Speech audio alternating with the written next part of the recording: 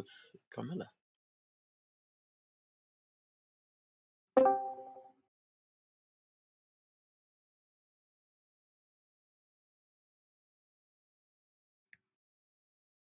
Well, they. Well, they do not need to know everything. So, yeah, they don't feel bad about keeping secrets.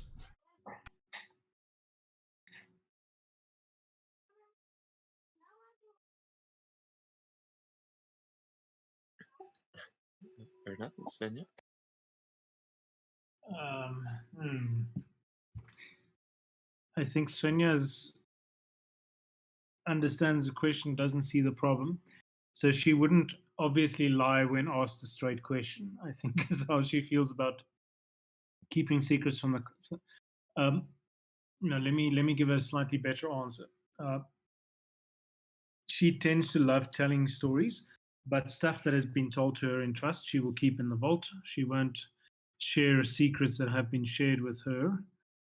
And there are some things that she maybe prefers that people don't know about her.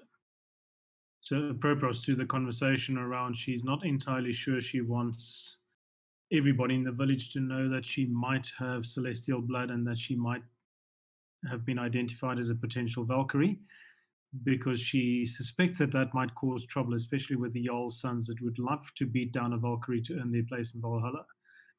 So maybe in the party she's a little bit less circumspect, but when it comes to other people, keeping secrets for her is just that's a that's just what you do. Long answer. Next.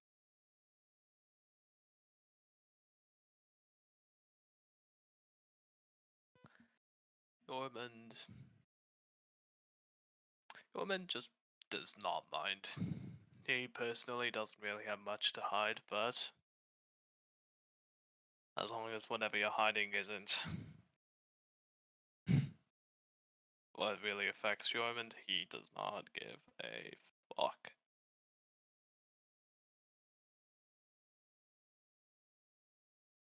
Hmm. Uh, Victor doesn't have really. He really doesn't have a lot to hide. Like, he's a man of the trade. If anything, he'll hide his crafting recipes and his techniques. That's about it.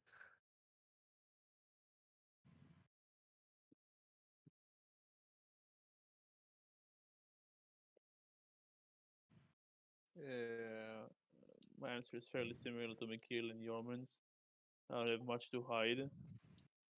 And if one of the party asks me, like, this is something secret, I will keep it a secret unless they don't mind me telling.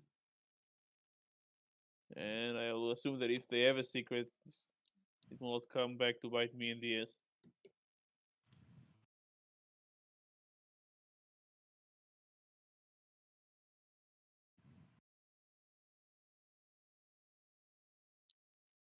For Ursula, I'd say she doesn't really have many secrets, and she wouldn't really like to keep any. But if there was a good reason, she could if she had to.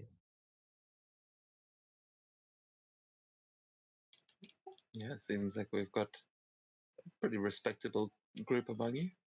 Keep the other secrets and try not to get involved. But yeah, who's got a recap for us tonight?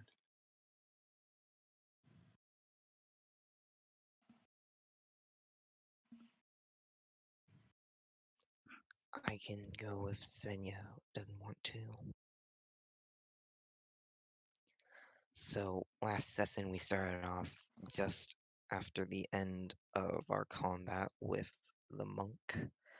Um, we took our time there, waiting out the blizzard and resting before taking her head and traveling back home. Svenja has a little chat with the pixies again before we go through the portal. And in the portal, we run into a bit of a problem. Some of us step on the roots, which the little nidhogg's aren't too fond of, and eventually they attack us and nearly kill Yormund and Separd losing an eye, but otherwise no lasting injuries.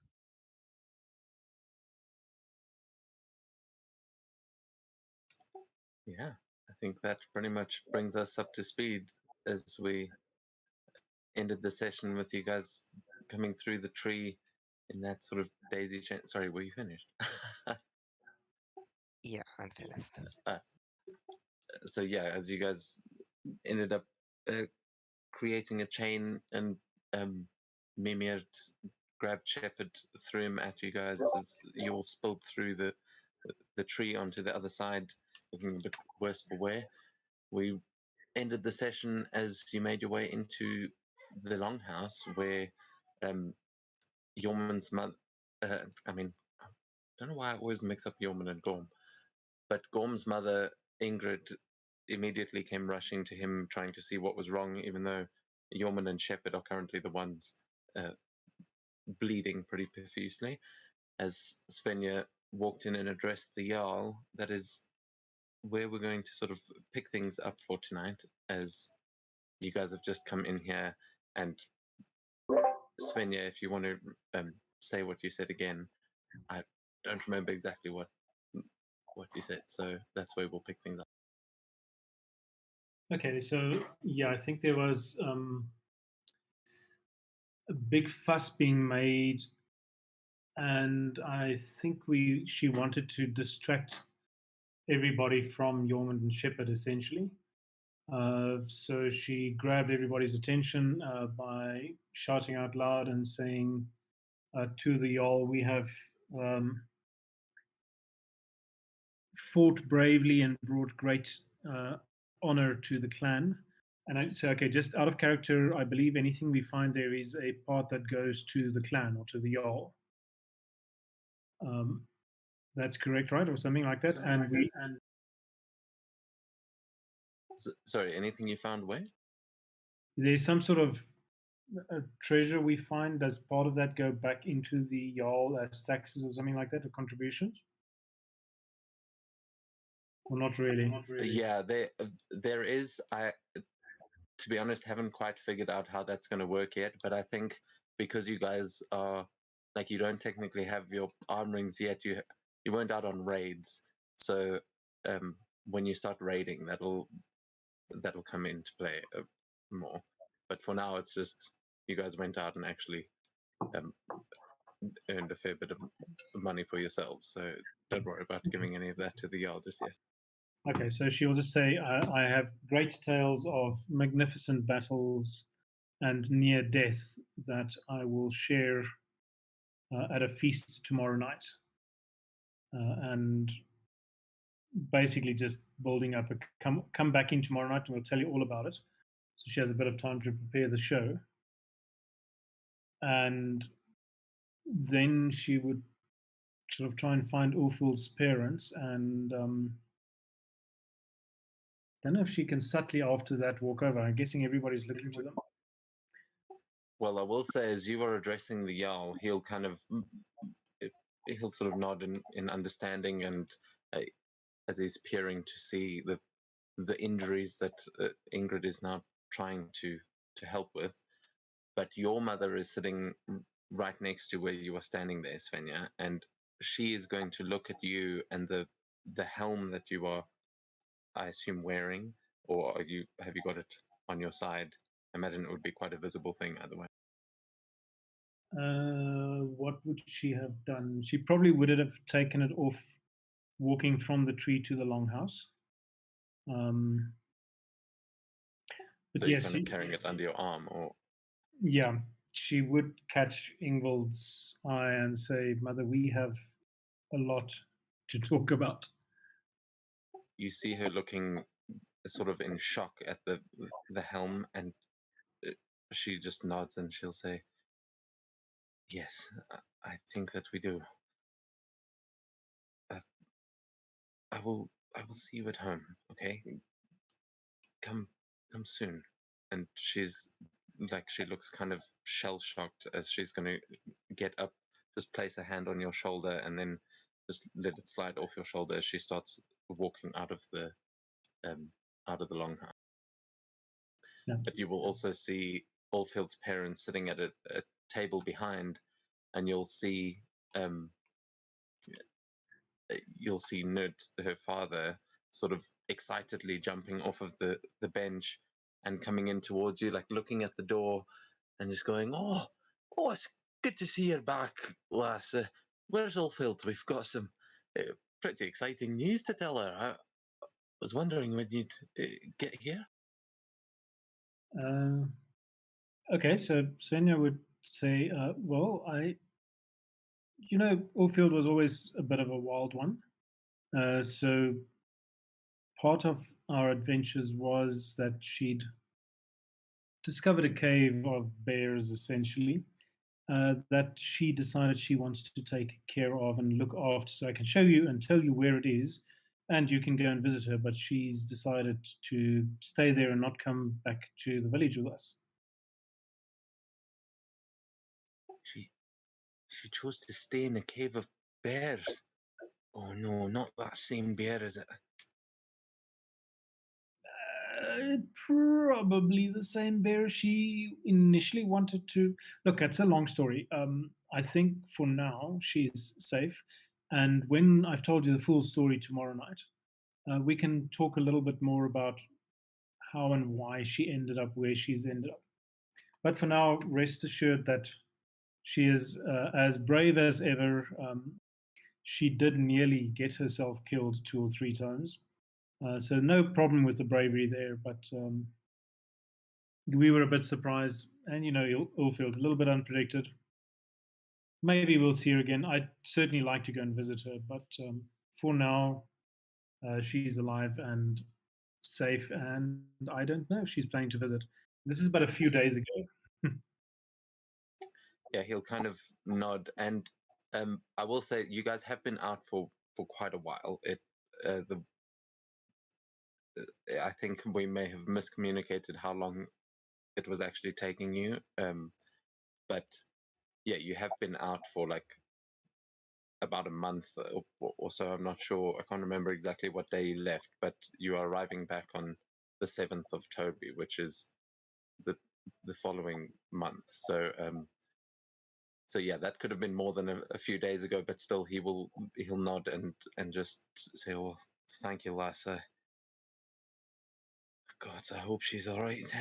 And then he'll turn and look at Revna, his wife, who you can see this tall, sort of elvish woman. She's like looking very worried as he walks back to her to try and comfort her. You will see him hop up onto the bench next to her, and he hugs her. But I'd like anyone who's looking at this to please give me an insight check or a perception. Insight. Oh, I suck at both of those. Let's do insight. 17.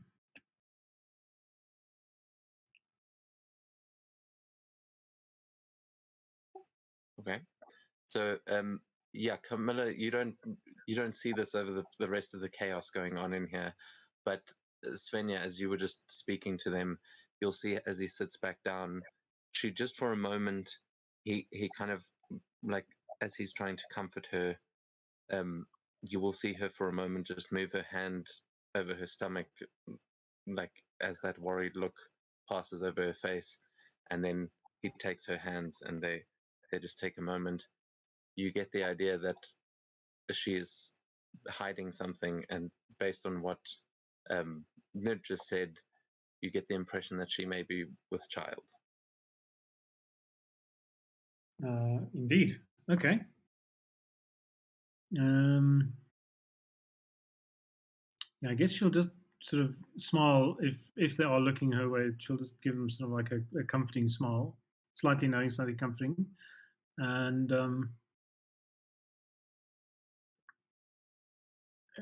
I don't know what the other people have been doing, but at this point in time, she'd probably be looking for a glass of or a mug, a cup of delightful mulled wine, because this is not something that she's had for the last month. Yeah, there is definitely plenty of that available in here, as we will go to the others, where Ingrid has been looking at Gorm's face, trying to look at the missing eye, but when she realizes that this wound is a little bit older and you've done your basic first aid, she'll turn her attention to Yormund and Shepherd. As you see her looking around, and just she sort of shouts into the tavern, Torve, please come and help us. Where is that girl? And she's just like looking around the tavern, but then is going to focus on you guys. What are you guys doing here in the entrance while Svenja's talking to the other? Well, after my mother is done inspecting me, I'll go sit next to my father and grab a drink.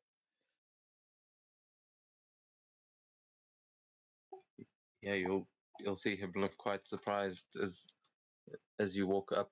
He'll kind of lean over and just grab you by the chin, like turning your face so that he can look at it as well, as he just goes, my boy, this is quite the scar you've got here.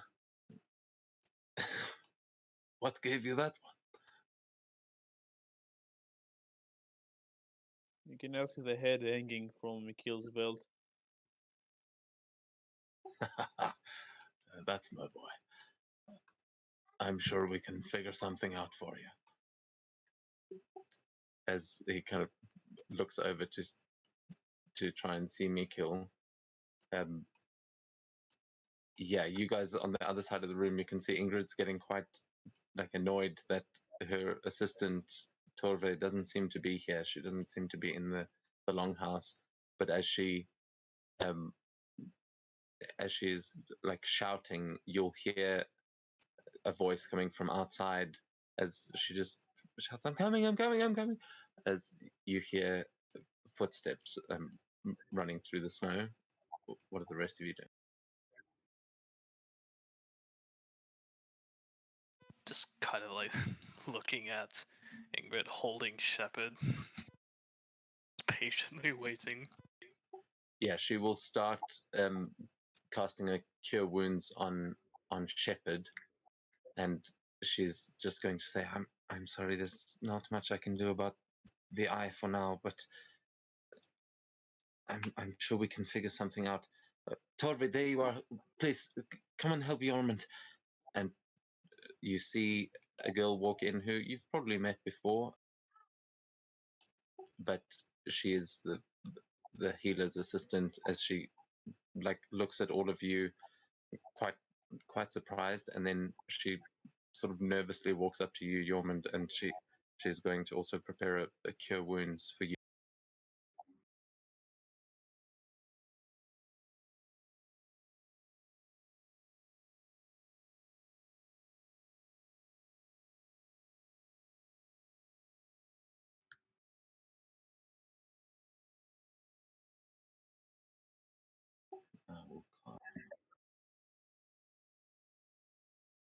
Well, with that taken care of, I guess it is only good to grab a drink. I'm gonna grab a drink and then go up and sit here.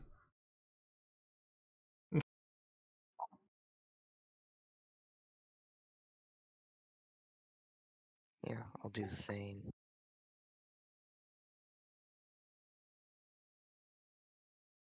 Okay, Yormund, because the other one's clearly going to roll it as damage, you'll both just get 15 hit points back. Awesome. Wait a second. I was saying she's related to she. It's the same techniques, yeah.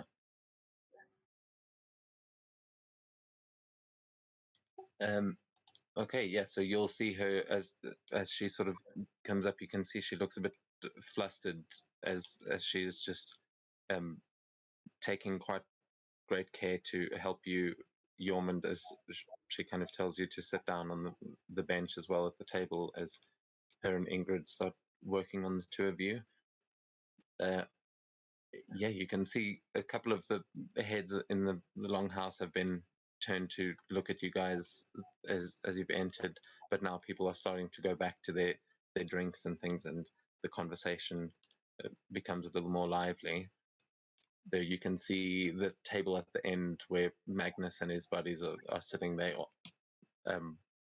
They also look like they've been through it, but they look quite settled in, like they've been here for probably a few days, and they're all looking at you guys like eager to know what stories Svenja has.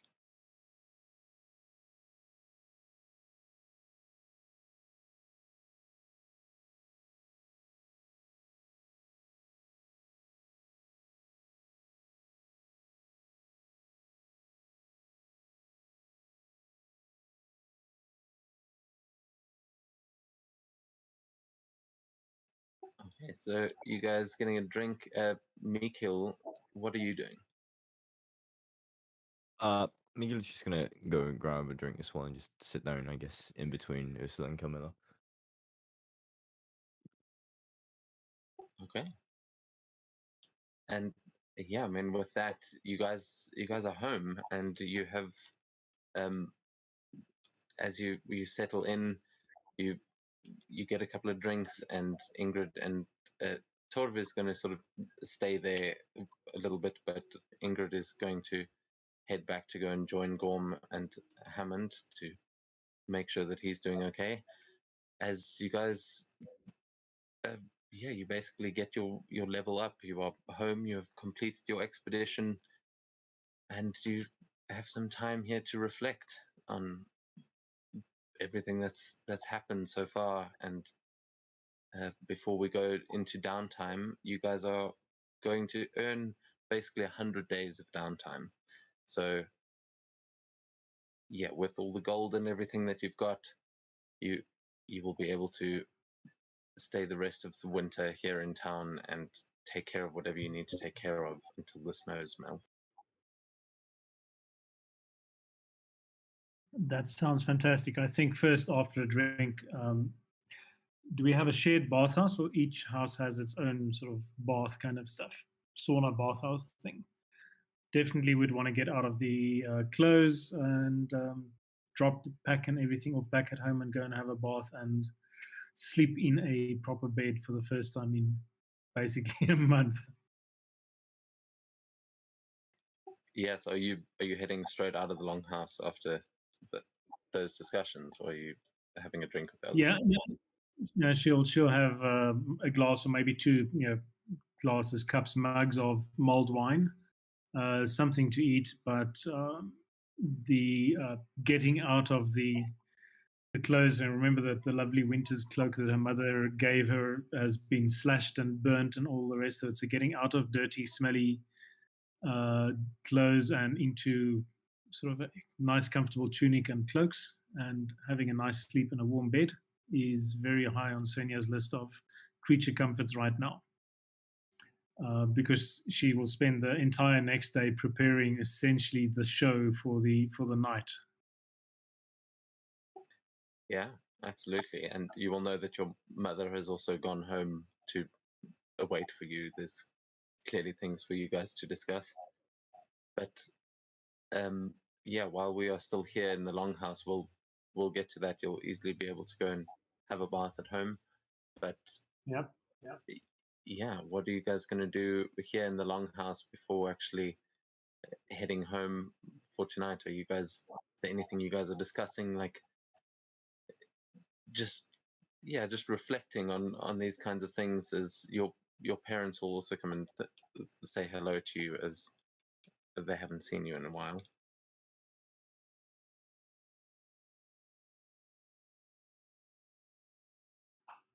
Alright.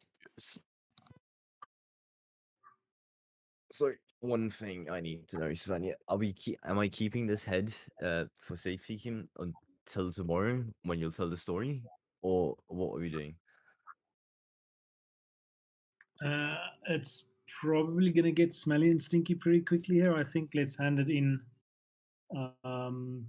for the reward. And if I don't remember who had, I can't see in the quest log who gave out the reward. If he wants to put it on a spear, we can always bring it into the longhouse for the telling of the story. Again, Well, I yeah. don't know if a severed head in Viking culture will add to the story or distract from the story. Alright, it seems like the quest giver was Yeoman's father. Yep. So Yeah, he was the one who was robbed, so he would definitely know.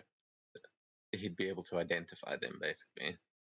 But yeah, Mm. he's also they're also sitting there at the table with Gorm. So if you want to go and do that, you can join their conversation over there.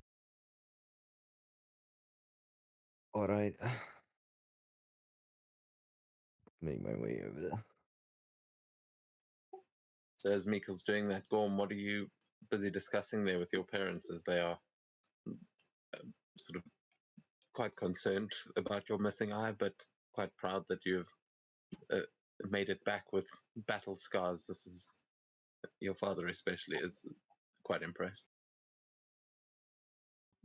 Gorm is like fairly silent. He's just drinking. He's reflecting with himself how adventuring with only one eye is going to be now. Yeah, your mother will say a similar thing that she was saying to Yorman, just saying, there may be a way. I'm afraid I don't know the exact spells, but I could try and learn them. It may just take some time, but don't worry. We will take care of it. And then you'll see Hammond looking at Mikkel as he approaches, as he's like trying to identify the head. Mikkel, what are you saying as you approach the Pardon my intrusion. Hello, Gorm. Alright, so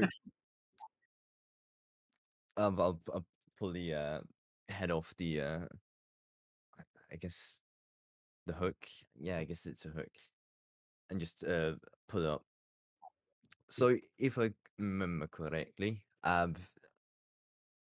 dear friend or Algon Yorman, you gave the quest to bring this foreigner monk. Or whatever she is. I don't know, she practiced something weird. Oh, you got her. That's the one. That's the one that robbed us. That was all. Oh, the balance of the universe. Well done. How did you actually find them? I know I put it up on the bounty board, but I did not expect you to actually complete it. Well done. And thank you so much. Here, I believe I said there was a reward, and he will um, start going through. He'll like pull out a coin purse, and that he will put down on the table with 250 gold in it, which I believe was the reward for bringing her dead. Yes. And then, yeah, so you have completed that as uh, he will also ask, and did you manage to find any of the things that they stole? Or had they sold them off already?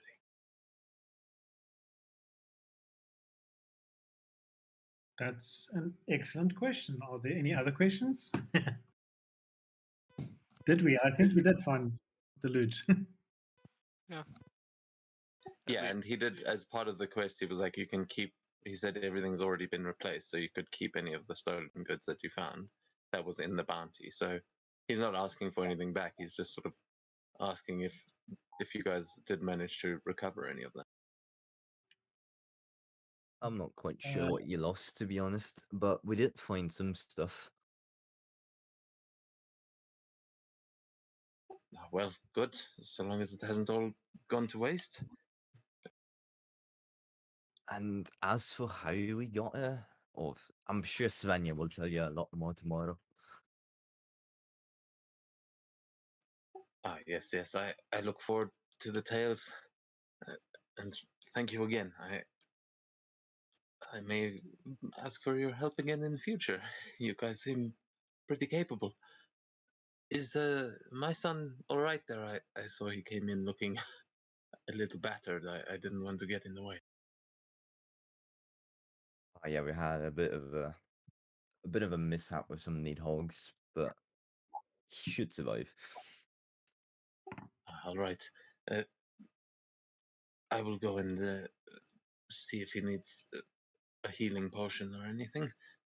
Thanks again. And he's going to just sort of nod to his wife, who's like, she's also looking at your wounds, Gorm. Like she hasn't come to greet Yormund yet, but Yormund, you will see your father making his way over with a healing potion.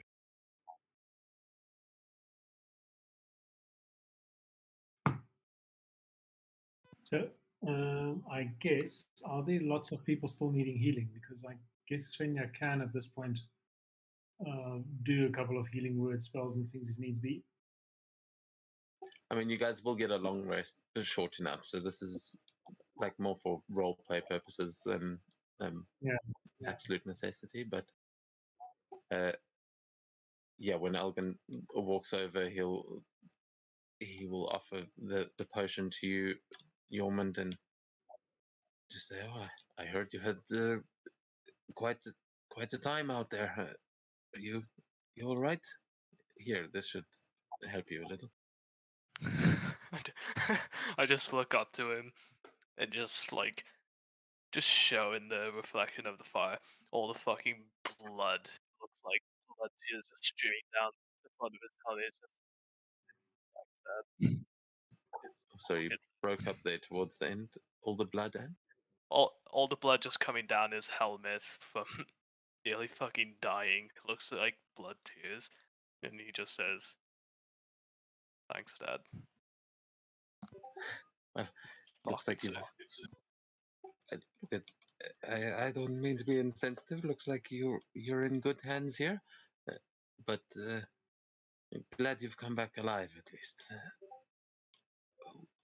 And he kind of looks down at the blood-stained clothes underneath your armor, and he goes, I'll see if we've got any of the new linens in.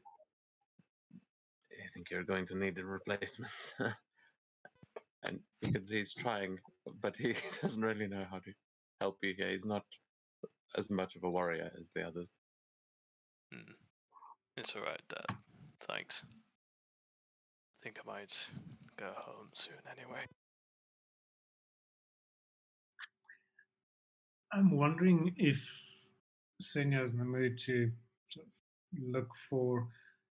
Should we ask Magnus and the boys what they've been up to? You guys want to hear what the competition's been up to now, or should we leave it for another day?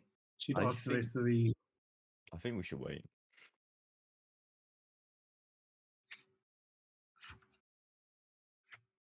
Okay. Happy with that? Probably be like an epic rap battle tomorrow. That could be fun. You guys can actually give me a perception check as Svenja like mentions Magnus and them, and you take a glance over at their table.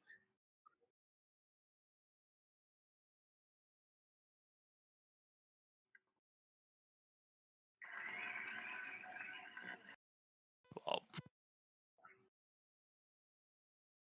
Okay, we covered the full spectrum. fucking yeah. amazing. So, Gorm, from where you're sitting, it's fairly easy to see. But Ursula and Camilla, you guys can both also see it from the table, as there is a. Oh, actually, and Mikil, you guys can see it from your side of the table.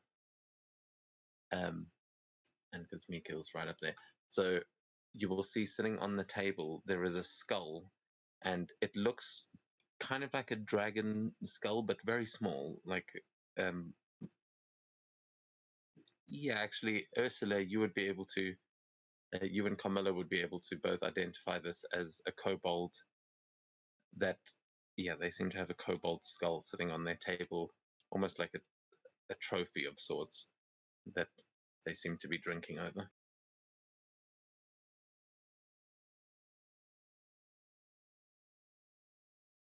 A kobold skull. Did we bring the dragon skull? No, there wasn't much left of it. I mean, we Brought have the. meat, blood, and wings. We and also have the scales. breath pouch. And we got some teeth from it, I'm presuming. let's see, teeth, bone, horns, and spines. Mysteries. Yeah, its head kind of exploded, so that there wasn't much of a skull to bring back, but you've got the bits.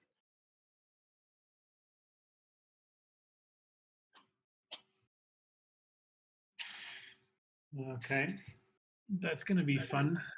Messing with them on that little dragon, kobold.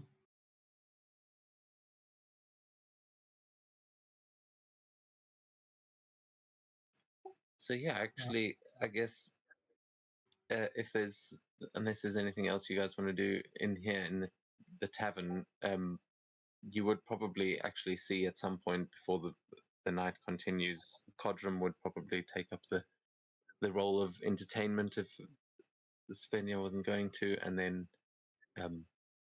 yeah, you'd hear him just playing his drums, and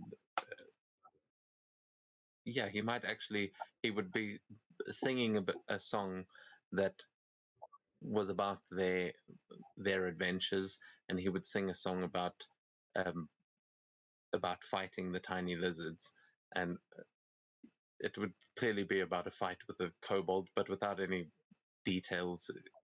His stories aren't quite as good, but yeah, we will see tomorrow night when the real stories come out. But he just seems to be like practicing.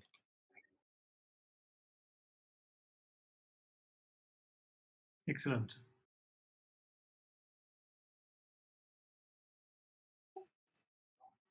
Yeah. So, anything else you guys want to do in here, or are you gonna head back for a well-deserved long rest?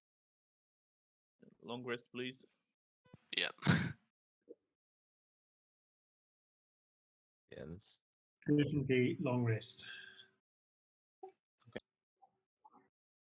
Well, in that case, I'm going to first. Oh, what is? Oh crap! I've loaded the wrong menu. I'm gonna see what quests did you actually complete here. There was the bounty, and then wasn't there one more? Oh, the The Draga Draga menu. Daga. Yeah, so you probably would also see Bram, the guy that gave you the quest for that, sitting inside. Would you say anything in particular to him, or just sort of let him know? He probably already knows by now that you've taken care of that one, as you took care of that quite a while ago, and no skeletons have attacked the city, so he's pretty sure someone took care of it. But if you want to receive the money, you would need to go and talk. I'll go. Yeah. So I mean, on Svenja's to-do list, there is so the graveyard had a whole bunch of runes that looked like they were there to contain the undead, and one of the graves that made up one of the runes was broken. So she would like to mention that to him and ask if he knows anybody that would know the old runes and maybe the name, so the history of the place, because maybe if we fix the graveyard and the runes, they don't come back. We don't know if they are going to come back. But that's kind of she's curious about the graveyard, and there's a whole bunch of other stuff that she probably wants to go and talk to the treehouse people about. But specifically for him, saying that fixing the graveyard up might be good idea to stop them from coming back. Yeah, he would definitely agree with you, saying that if this has happened, then the wards over those graves must have worn thin or something. He will definitely go in and check it out. But as for researching the history, you will be able to do that as a downtime activity if you want to go like to the tree houses and actually use their library and stuff. But yeah, he would only have basic information about the history. He's not sure who exactly is buried there, though the Jarl might, or maybe some of your parents, so you'll be able to look into that during the week. But he would thank you very much for taking care of that and give you guys the 250 gold, which Gorm, did you say you were the one collecting? I did go talk to him. I could have gone with Svenja if she wanted to talk to him. Yeah, I mean, you can both go and have a chat. Yeah. Is he on the map, actually? I don't think he is. Yeah, but he would have been guarding, so, and it is pretty late, so he might have just been making his rounds. He'll come in as. Oh, I forgot. It's because they hang out in the other one. But anyway, not tonight. He does make his way in, and you can definitely collect from him.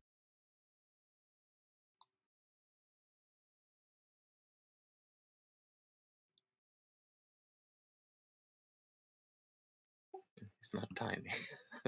Just-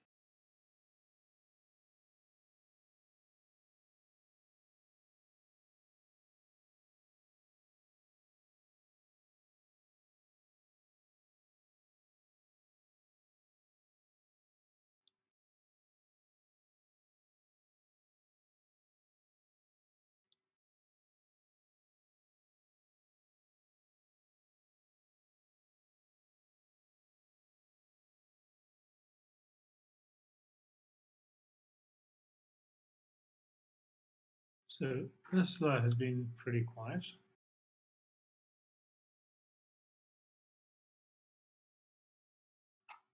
yeah. What are you guys doing up there at the table?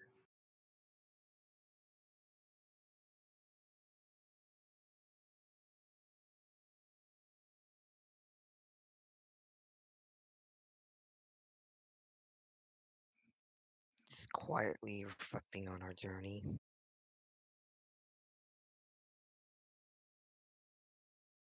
Okay. Do you guys want to tell me what it is you're reflecting? I mean, it doesn't have to be out loud, but is there anything that your characters are particularly mulling over? Any details that really affected them or that will stick with them?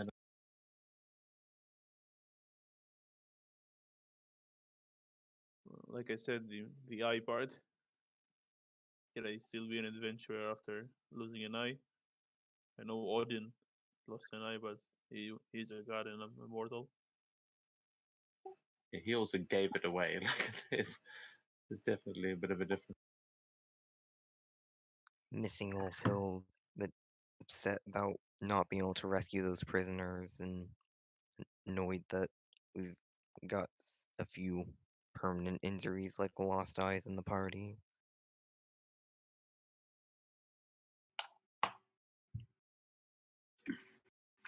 So yeah, Svenja would be reflecting about.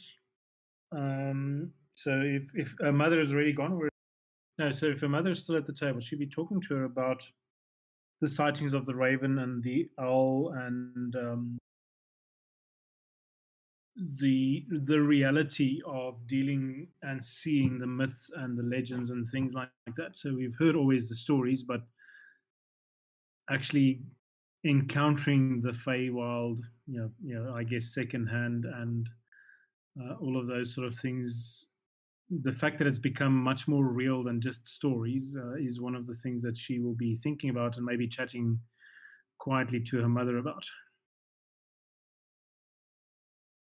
No spoilers for the rest of the table, but yes, that's kind of for her one of the big things that um, the other planes, as it were, has become reality. Yeah, we will get more into that conversation now when you head home to speak with her. As but before we do that, is there anything else that the rest of the party would be particularly thinking of? All the crafting materials. Oh, imagine the things I could craft. Yeoman would be thinking about Shepherd. Just the amount of risk he's put at. Yeah, that dog's gone through a lot.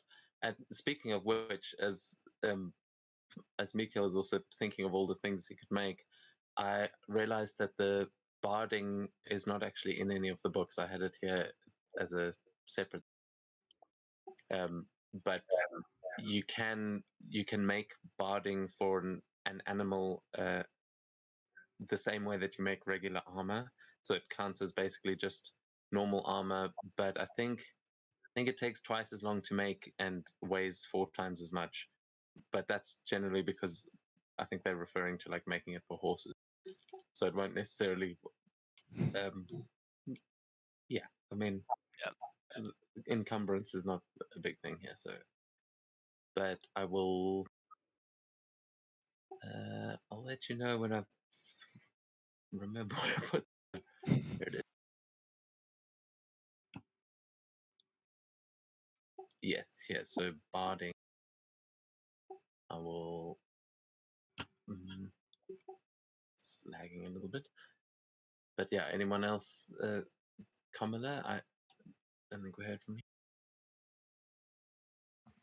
I think, let's see, it would be regarding the throne, like, wonder what days they have the courts, like, also, like, why every creature she, like, almost, like, that doesn't, like, get away quickly, seems to die in her presence.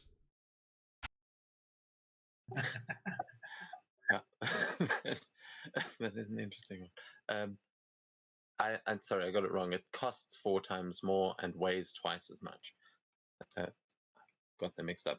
But basically, any armor you can make for an animal as well. Awesome. So yeah, I think with that, did I miss anyone?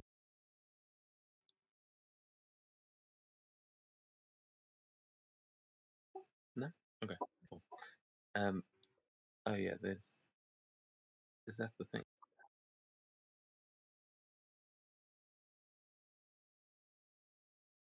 Sorry? Oh, is it? I see what Gorm just posted. Is that actually from? That's the same thing I've got. Is that? It's from D&D Beyond. Oh, okay. So those are official things. Makes sense. I wasn't sure where I got it from. Didn't think to look in the actual original books. But with that, we will move on to everyone manages to go home, get a long rest, and yeah, you've now got about 100 days of downtime ahead of you. But we are going to first go over to Svenja as she has made her way back home that same night where your mother has been waiting for you. So I'm going to put you down over there. As you make your way inside and just so ready to go have a bath and you know get a good night's rest, you will see her just sitting inside waiting for you as there is just a candle sitting on the table illuminating her faces. She's watching you closely as you come through the door. Okay, so the only thing that she really has as a memory of her father is his axe, which is kind of hung over the fireplace. So she'd walk over to the fireplace and take the axe and put it between her and her mother and say, "Tell me about my father. Tell me really about my father, because something scary and strange happened while we were adventuring." And she would sort of she would either describe or demonstrate the healing hands, so some of the Asimar kind of things that she's discovered, the hands that heal. I don't think she'll let the wings manifest. Said this this does not sound like human stuff. And I don't understand where it comes from and what it is. And then she'd sort of just stop there and look at her mother. She will nod solemnly and say, well, I have much to tell you, Svenja. I did not think that you would find all these things out so young. I had hoped perhaps that you never would.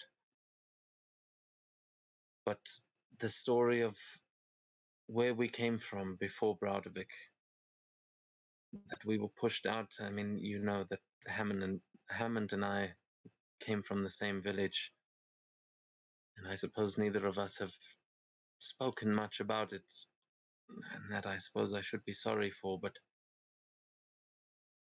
you know the story of Hanlon, I mean of Hazer and Gudrick, yes, the and this is the sort of lore of Ulsvater, like what separated it. But Yep. yeah, I don't know if you want to actually go over that in character, but she will essentially say there is more to the story than that, that it was Gudrick's forces that pushed us out of our home, and they were the reason we came to Braudevik all those years ago. I wish it were not true, but even here we are not safe, especially now that you have discovered these new powers, I suppose. I'd hoped you would never find them, but I'm guessing you have encountered a Valkyrie. That helmet could not have come from anywhere else. She would nod and say, yes, also this sword, but more.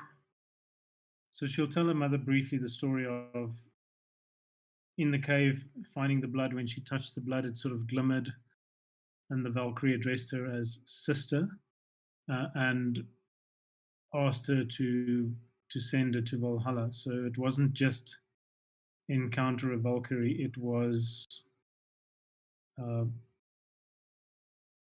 a deeply meaningful encounter. I want to use the word almost intimate in Valkyrie, helping her to get into Valhalla.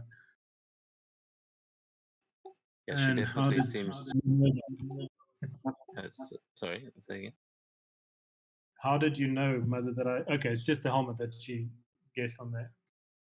Yeah, she will, as you're explaining the story, she will seem to know that you must have fought with the Valkyrie and won, and she seems very surprised by this. Like she did not think you were going to end up fighting a Valkyrie, at least not so young. And she says, "Well, the gods must have a reason for bringing you there. But in any case, you must learn to control these powers, because to be a Valkyrie is more than what they say in those stories you like to tell. And you are right. It is time that you learned the truth. Because if you don't, Godric's wolves will sniff you out just like they did me. And we cannot allow a repeat of last time. We must be ready if they come.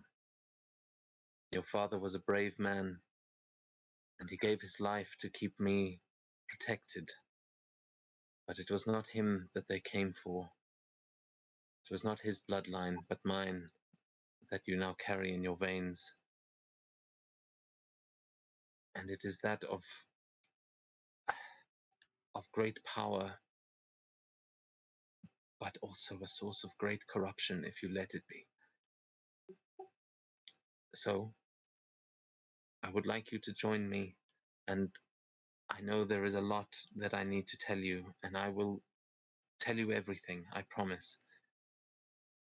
But you must agree to let me train you to use these abilities and to avoid the forces that would seek to take them from you. As you have already seen, defeating a Valkyrie in battle is the only way to acquire her powers without direct influence from Odin or Freya or any of the gods themselves. So we must be sure that no one is going to do the same to you. So does this mean that you are also a Valkyrie, or just the bloodline carrying through? Yes, I am technically a Valkyrie, though I have done much of my work from here. As since coming to Braudavik, we have essentially been in hiding. It is not a simple thing, but there are certain things that we can do without stepping onto the battlefield. However, what you have earned here, that may not be the role for you. I have played my part in the battles that have come and gone, but now it seems the responsibility will fall to you.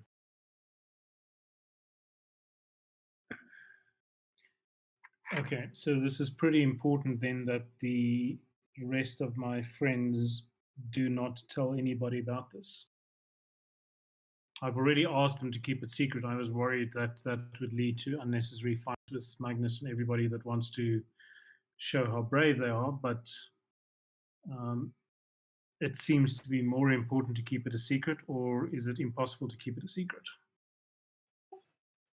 I think now if you're going to walk around wearing that, then there is no reason to keep it secret.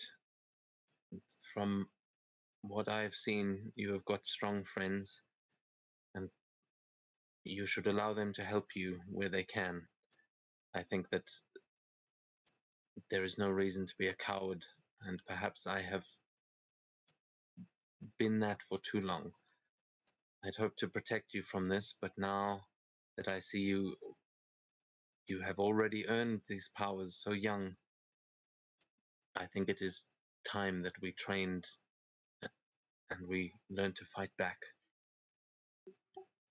Are any of your friends close with the gods? Well, the goddess of wisdom in the form of an owl pooped on Jormund, but let me think about this. So Gorm has had visions of the dead coming for him. No, I don't think any of them are specifically close, other than Gorm, but obviously in the service of the gods of the sea.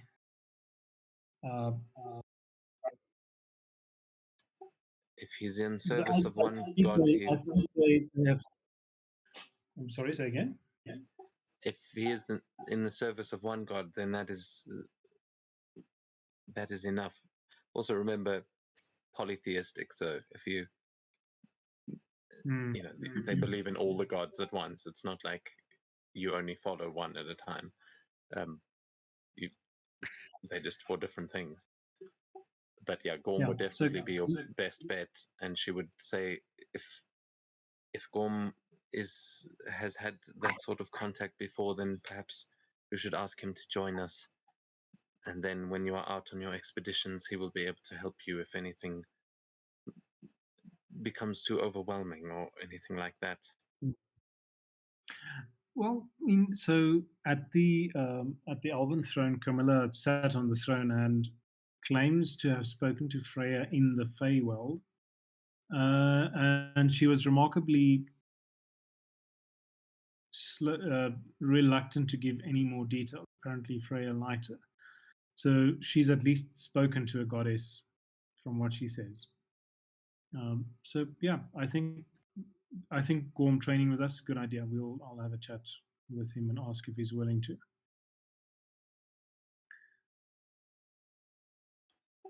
All right. Well, Actually, then, so let's role play this in. Actually, there is something that I've read in the old legends where Valkyries could add magic to the attacks of their allies, and that might be something really useful for us to learn. This is the whirling magic feat, which I've decided I like as an idea to train for? Yeah, you can absolutely do that. So what she is suggesting here is she will definitely agree to begin some training with you. What she's suggesting is to actually teach you a few spells and things like that, which everyone's going to get some access to some cool new spells that you can learn kind of out of normal progression, almost like you would with a like Fey Touched or one of those kinds of feats. Okay. But yeah, we'll get to that now over the downtime when everyone's doing their training. But she's going to just say that she'll explain more as you do that training. And for now, you should go and get some rest, clean yourself up, and you can discuss it again in the morning. That sounds fantastic. I think so she was expecting a confrontational conversation, so she would, I guess, just give her mother a long hug and say thank you. And go put her father's axe back across above the fireplace and go off and have a rest. Yeah, you would see there's definitely sort of a guilt that she seems to feel that you have had to figure these things out on your own, but she seems intent on making an effort to fix that. But with that, you managed to go and get a long rest. As everyone has had their long rest, we will rejoin you all the following day, as now we go into that downtime proper.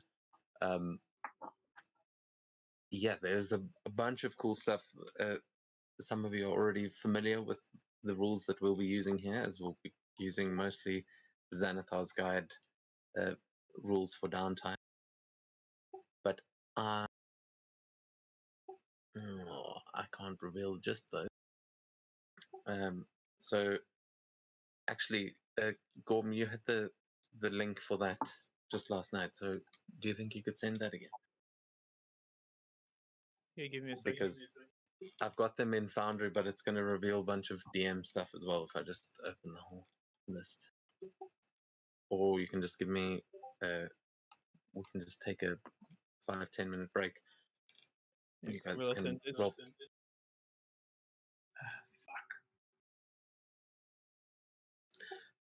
Yeah, but as far as crafting goes, that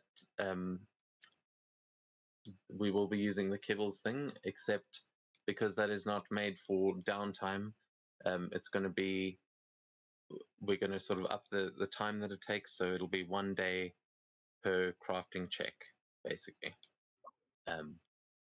Just to work this out over downtime rather than any of that. Yeah, but the material cost is the same. Yeah.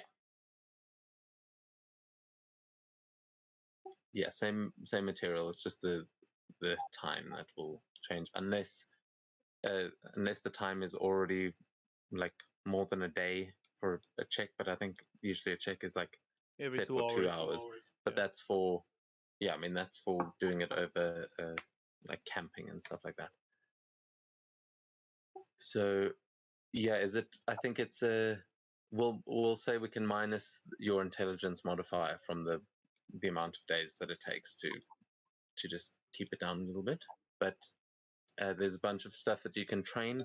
There are going to be basically over this downtime period, you're going to have a few different options other than just your regular Xanathar's Guide things, which are more for money and like your expenses and things. It is going to cost everyone 100 gold over this downtime for your expenses, like for a modest expense thing, but you can drop that by using the downtime. You can even bring it to 0 if you're working and things like that. But then last thing, so you've basically got you can craft things. You can, if you want to do weapon training, there is specific weapon training that you can do with Yorman's mother, Oder. and we'll get to that as we go. But there will also be spell training with the relevant teachers. So some of you already have those people, but like as Svenja's mother was just saying, she'll be able to train you, and there are going to be a whole host of spells that you can choose from, and I'm going to reveal them to you now in the items section. And they are sorted for each of you. You can, it'll say the class, but you know who's who.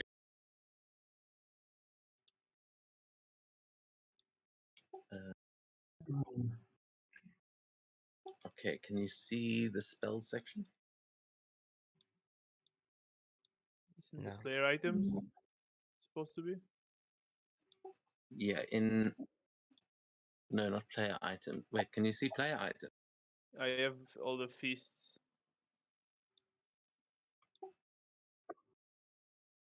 Yeah, there's Oh, just nothing the for me feeds. under the group directory yet. Mm, Right, item, active, aura, features. okay, how about now? Is there no spells directory? Not that I see.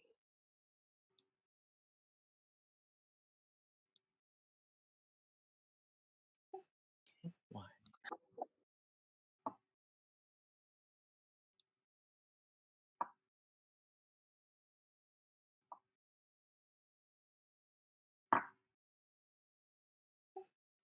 Still nothing.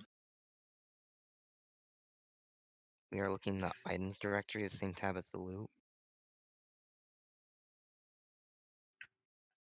Sorry, say again? We are supposed to be looking in the items directory, the same tab as the loot. Yeah, it should be under loot. Or Yeah, like still in a nothing. folder underneath. Okay, oh wait, maybe not.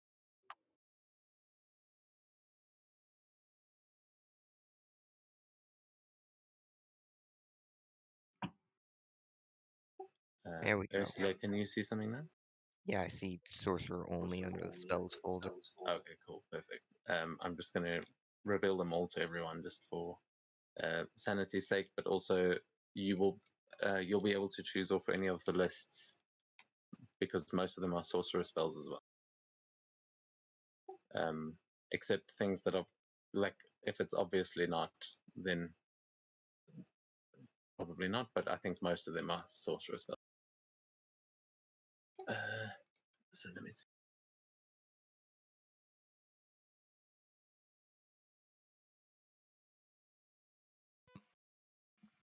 There we go. Yeah, okay, they'll come in one by one. Wow, that is that is a lot. There are also going to be some for you, Yormund, as I know technically you don't have spellcasting, but there are some things anyway that are Rune Knight specific. I was looking at words. The spell. Not spell, the quest log. And mine. I noticed. Where's it gone? Yeah, become legendary warrior. I've a lot of feats to select from for every 100 hours of training. I assume I do. Yeah, I'll have to take a double look at that, but I think you have got a specific quest. Everyone's got little quests like that that are more for your own personal progression. Yeah. Yeah, I might. The sort of time thing has been a bit back and forth, so we might call it like 10 work weeks per instead of 100 hours, but because I'm not sure where that comes from. I have got a mechanic here, so but I'm not sure what the feat is exactly because yeah, I don't want you guys just stacking feats, But if you do want to use one of those instead of the feat you now get at level 4, you absolutely can. Although I think some of those have got actual objectives that you just need to meet those to unlock them. But for weapon training, yeah, it's 10 work weeks minus your intelligence modifier and 25 gold per week to do weapons training. But we'll get back to that in a second. You guys can start looking through those and discussing and whatnot. I will be right back.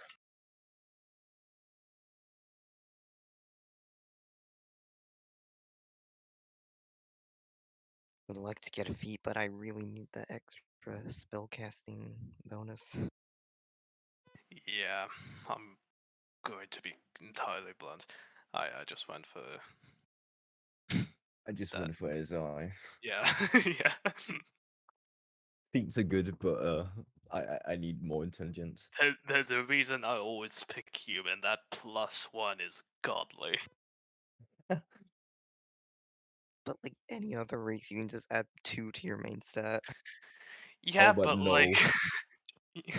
yeah, but what you don't realize is now my lowest score at all is 14. Simply, jack of all trades, master of none, accepts. Except I also have an 18 to strength. Yeah, I have 20 intelligence. Although the rest of my stats are all over the place. Have you already got 20? Because I rolled really well on the intelligence. I had an 18 base, and so I just dumped both of my 2 ASI points into Fantastic. yes.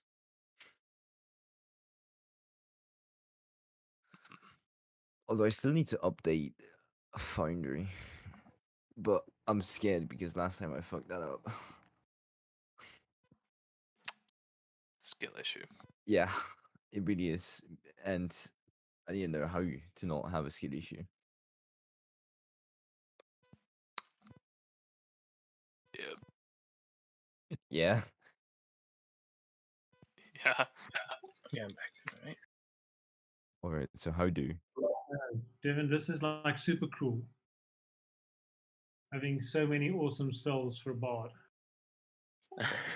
And I will say those, if you guys are spellcasters that like have a list of things you can prepare, you can just assume those are on that list as well, because yeah, that's how some of your spellcasting works. So, but if you train it, you'll get it like a once per day kind of thing. Oh. So it's like as a like Fey touched and those kinds of things that give you a free spell. It would be like that. The same for the thing in the quest log as the new ones here. Yeah, yours is the only one that's a little bit different because you've got some that are more. You've got like pretty directed objectives for some of those things. It hasn't got all of the spells that I put in there, but also I've made animations and things for all of the spells that you see in there. So, if you earn any of those, we can just pull it over. All right. I had meant if is it a once per day type thing or spell slots though. Oh, it'll be the once per day, but you can also use spell slots in the same. Okay. Are you saying for the quest one? Yes. Yeah. That'll be. It's like your training is just a little bit more. Like I've just fleshed that one out a little bit more. I wanted to do objectives for everyone, and then I imported so many spells, and by the time I'd finished all the animations and icons and things, I was like, actually, fuck that. not making new quests for every single spell. But Understandable. yeah, but I mean, you guys, we'll flavor that as we go along, and you guys can describe what training you're doing. I might have something for some of them. Yeah, so one quick question while everyone is still thinking. I did work on my boat previous downtime. So how would it work with this downtime exactly? Because I didn't use any materials last time. At least not that I know Yeah. of. So, do you remember what were the costs that we actually did last time, and how long? But it was 30 or 40 days. I can find a way to check it. Yeah, because now we're going to translate that into work weeks, which So probably like 4. At least 4.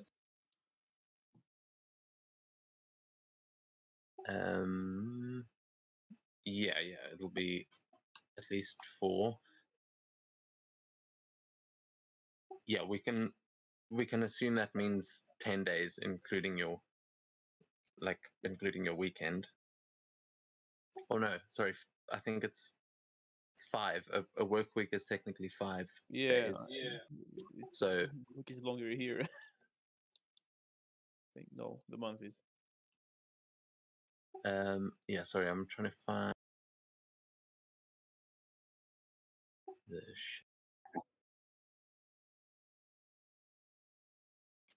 engineering, right? It's I found it. Like specifically in the long ship, I have all the details. Yeah. So 80 hours, Yeah. 10 days with that's with 10 laborers, which you do not have. It's just you and your dad. You could definitely get at least one, or get your friends to help you. It does say that if I'm proficient with a tool that requires it, I count as 2 laborers. Oh, that's perfect. Okay, and then what is your level? You're all novice, right? Yeah, That's not your proficiency hasn't gone past 3 yet. it's next level, I believe. Okay, cool. Yeah, I thought so. So, but your dad would count as, what's the one before master? Journeyman, I think. Artisan.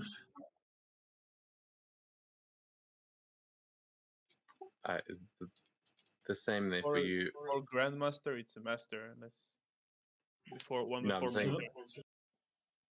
Before Actual master is artisan, and that's a Yeah. +4. Novice, journeyman, artisan, master, grandmaster. yeah. So he would be artisan. Wait, is that? Sorry, I keep mishearing it. Artisan is +4. Master is journeyman? +5. +3. Journeyman is +3. Okay, cool. Yeah. I mixed them up. So he would be an artisan crafter. Which, does it say how many laborers? Oh, no, I suppose not. No, it So just says if you have a strength of 18 or you're proficient with the carpenter's tool, you count as 2 laborers. yeah, so that's cool. We'll say he'll count as 4, because he's a very large man and he knows his way. He's the only shipbuilder. There's only one way he can actually get through that. So yeah, you would only need 4 laborers to help you to complete that, as it says in. So we'll make that essentially, yeah, two work weeks then. Is that right? It's just, yeah, that's the total. So yeah, I'll say, because we didn't get that right last time. You will have completed half the checks already. Okay, so essentially 1 week left, like one work week left. No, so the way we were doing it for downtime. Sorry, I'm confusing myself again. I hate these rules. The 10, it was going to be, so you've got 20 things left, so you'll need 20 weeks. I know that's because that's what I was saying just now, but it's not made for downtime. This is made to build a ship while you're camping. So yeah, you're going to need 20 weeks, and you've essentially got exactly that amount of time in your downtime. So spending 8 hours a day working on the ship over this whole downtime, you might be able to finish the ship, assuming you pass all those checks. Okay, and the material cost. Are we using it? Yes, so you are going to need to acquire that as well. Though, again, I'll say you've already done half here, so you'll need half the material costs. So just 30 units of lumber, 5 quality branches, 50 parts, and 5 fancy parts. And the rope, I'll say you've got in there. There's plenty of Wait, rope. I'm making the sailing ship or a long ship? Oh, fuck, I'm reading the wrong one. My bad. Yeah, but still, either way, half of the, so 20 units of lumber, Yeah. 5 Okay. branches. Yeah. So Svenja is happy to help you with negotiating, buy a lot. See if you can get a bit of a discount.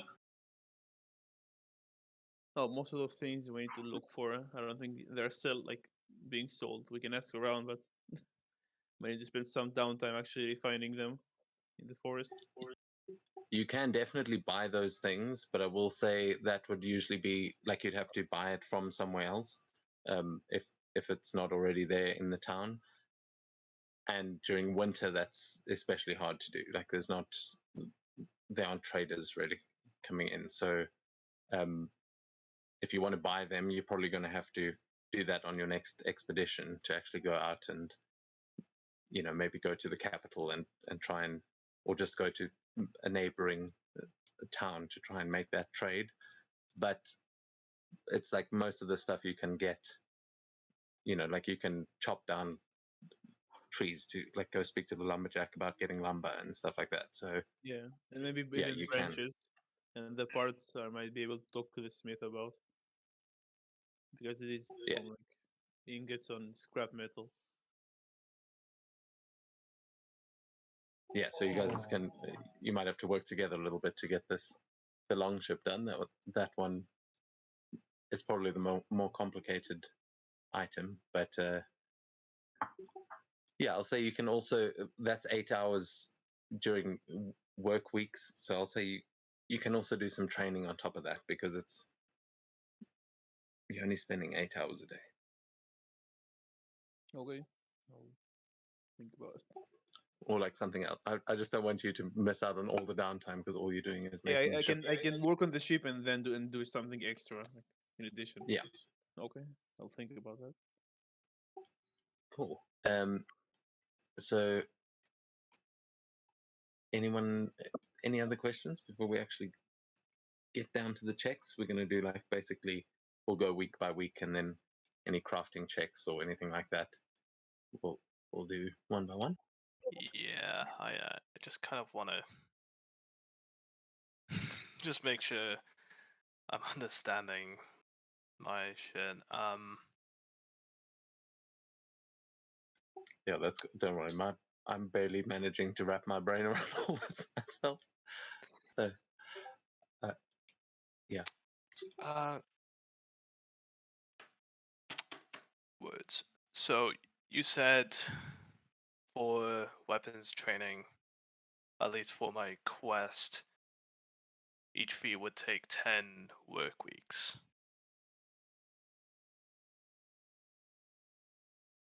Yes, which is the equivalent of 5 days. So you guys have essentially got 20 work weeks of downtime.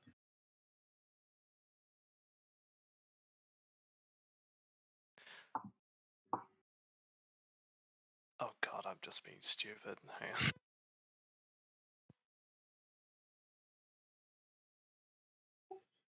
Oh, and has everyone leveled up? Can I import your character?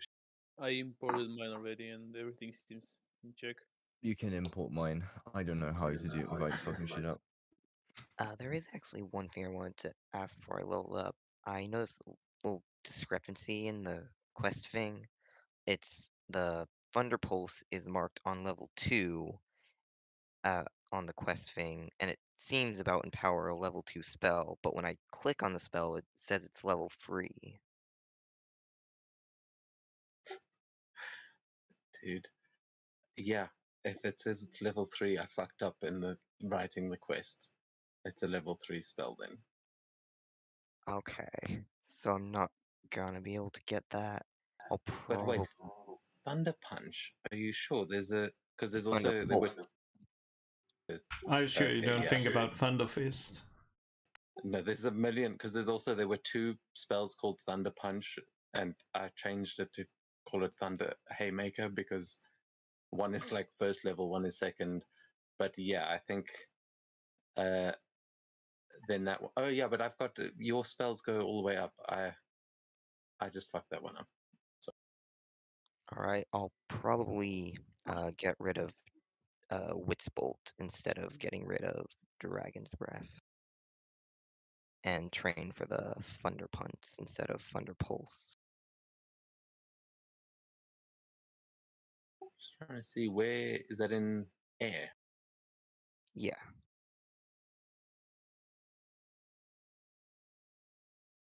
Yeah.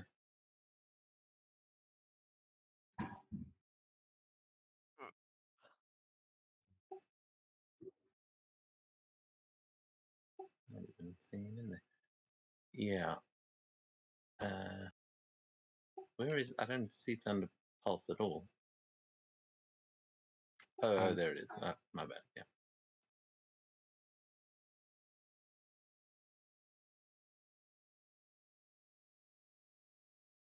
Yeah, my bad. That's meant to be third level. But there are also a couple more that aren't in that list.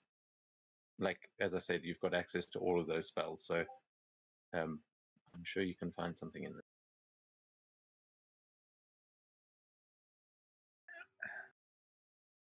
Okay, so for clarification, I guess some of the spells aren't in D&D Beyond. Can I take some of those spells in lieu of leveling up spell slots, or how are we going to work that with feats and things? Yeah, do bards learn spells or do you prepare them? That is in what's called 5e. It's learn. In 1D&D, it's prepared. Bards work the same as sorcerers. Wait, so hang on a second. What you're saying in one D&D, it's like a wizard. You can just pick any list, any number of slots. Yes. And in They- 1D&D, I think they're all like clerics and druids. I'm not sure. Wow. Like we only know like rangers, what's called bards and clerics. The rest we don't know in the end. Yeah, though I would like to say that, although yeah, none of these I've imported none of these spells into D&D Beyond. Like if you find one that's bloody lucky, that means I found that spell a long time ago. But yeah, so I would say because these are basically additional spells that you will be able to get just with a bit of downtime. I'd say stick to your regular spell list and add these on top of it. But yeah, if you do want to, you can just let me know which one you're picking, and I can try and make it for you during the week on D&D Beyond. I mean, making a spell is not that complicated, so yeah. we can No, definitely. You can choose those as well if you want. Just remember to mark it down. Yeah, I'm running the bulk of it out of Foundry anyway. So let me just pick a. Wait, no, not that one. So where am I trying to get to? I'm trying to get to my one so D&D Beyond character. You can import in a moment. Let me just learn mirror image. Shutter doesn't seem to work. Let's see how it goes. Okay, and That's fine. it's broken on me. Who else needs an import? Mikhail's coming in now, but Camilla, have you done your own? I've done my own since I saw some stuff, and Tin was like, "Yep, let's not lose those because that's like the only I have about it." I have Yeah, no, not that's- imported it. I could try, but I don't want to mess it up. That's cool. I'll get you as your character sheet ready to go.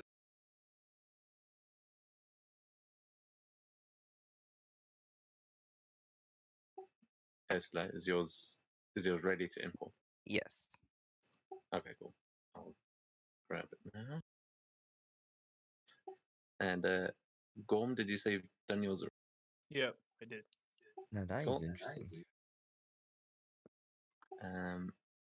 It is. You're wearing what? Why did it double your half plate? Yeah, the infinite half plate glitch. It might be because we put half plate on in Foundry, and then because anything that goes on in Foundry is going to stay on your character sheet, so it doesn't get deleted when the D&D Beyond stuff refreshes. So we'll just delete one. Unless that's right, you don't have 2 sets of half plate. I haven't made 2 sets, so yeah, but just delete one of them. That's cool. Alright. Okay, they doubled up again. Okay, you can delete. It only Just shows it one of looks me. like there's only one, so Yeah. just yeah. Okay, and then Ursula and Svenja is. Don't need to import yours. Is yours ready? Yes, let's go for it. I may have to fiddle with that. No, let's go for it, and then we can talk about how we add the other spells later, or how that works. Okay. Yeah, we can. It'll be easy to add them on Foundry, so you'll be able to access them from there. But just if you want to take any of those, just send them to me in a DM. Okay, we'll do that later. In terms of feat, I wasn't sure if you wanted to use the training with Ingvild as in lieu of a feat, but otherwise I'm going to go with Misty Step as the feat. Oh no, all of this training is like additional. That's Okay, outside of over and normal above. progression. So you guys will get your regular level up stuff. You don't have to. You don't have to use those limitations for the stuff you're earning. Okay. Okay, so I have to actually just go switch off the generator because it's after 10 already. So I'm going to go onto battery power and out of Foundry in a moment. But I'll be back in 3 minutes. Cool. Ursula, yours should almost be in. Just remember to double check your AC might have changed, especially if you use like mage armor or something.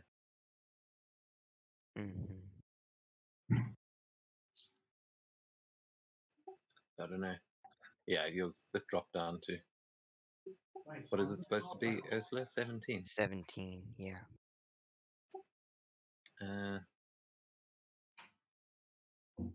What is that mage armor that you use? Yeah, mage armor plus dex plus sealed. Okay, yeah. So, yeah, if you just click on your AC, you can select mage armor from a drop-down box there if that ever happens again. Because it defaults to just looking at the equipped armor. And okay, Svenja coming in. Oh, and Shepard gets a new thing. Or has Shepard learned everything? No, he should have 2 more abilities. One for level 4, one for level 5.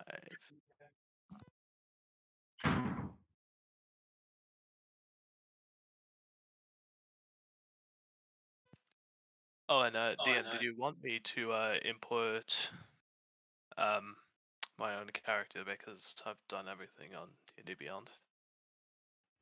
Yeah, it was.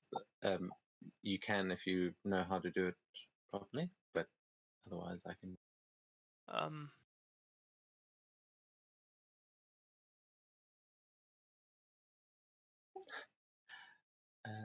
It's not revealing.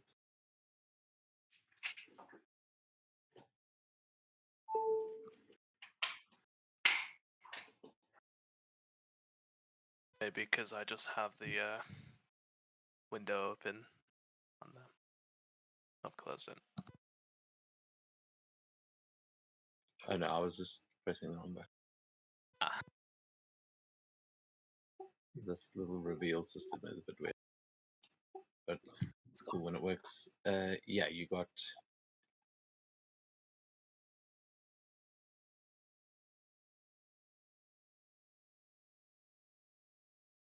Well, I found a fantastic spell I will ask you to add later. Which one? Magic Spit. Yeah. Yeah, those I'll say you can also, if you want to train one of those up, you can train with the butcher who's said they're going to hook you up with some meats and things. Because there's a couple of like ones that are going to be completely useless, like in combat or things like that. But I figured it would be fun to. Yeah, we'll probably spend 5 work weeks on making a feast.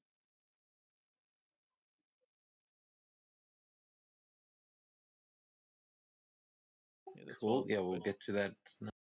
That's a big fucking feast. Yeah, so that's making you're cooking every night. You're working as the cook essentially. Yep. It's not just one piece. Very slow cooked. It's dry aged. Ah, yes, Snow. of course. Yeah, and where it says you need like there's certain ingredients and things that I think you need like luxury items or something. Those are basically what that quest is going to grant you access to. Like when she gets in the best cuts of meat, that's when um she calls you and it's like, okay, we're ready to put together one of these recipes. But what are you going to try and earn then with one of those? Because I think you can go for basically any of the recipes or one of the feet. Gourmet cook is a feat, I assume. I think that might be the only feat.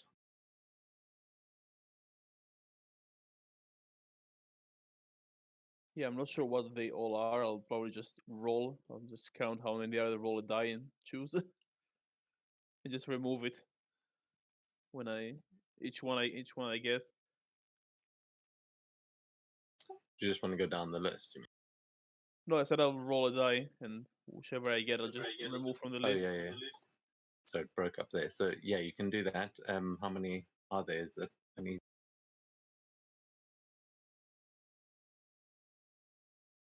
13. Okay, yeah, I guess roll a d13 then. You can do that with Foundry. Yeah, we'll see if I succeed. I'm supposed to roll checks, I assume, every week. So let's see if I roll high enough. Yeah, so those it'll use the cooking Yeah. rules. Am I making a specific feast, or just in general there will be a DC and I'm rolling a check? Yeah, it will be one of the higher level feasts. I'm just looking those up as.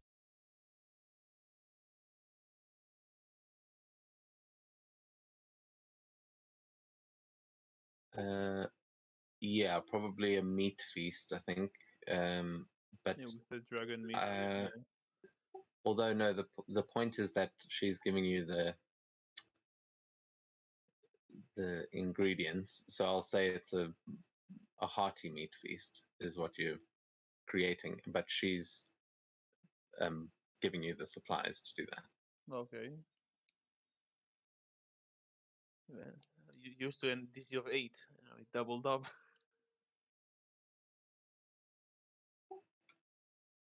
What, a DC of 8? The common feast is DC 8. Oh, the common one, yeah.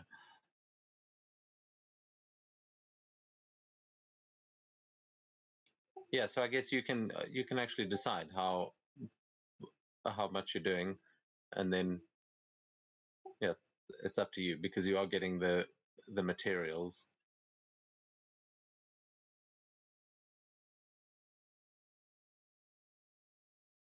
But yeah, it'll make a difference how much of a reputation that gains.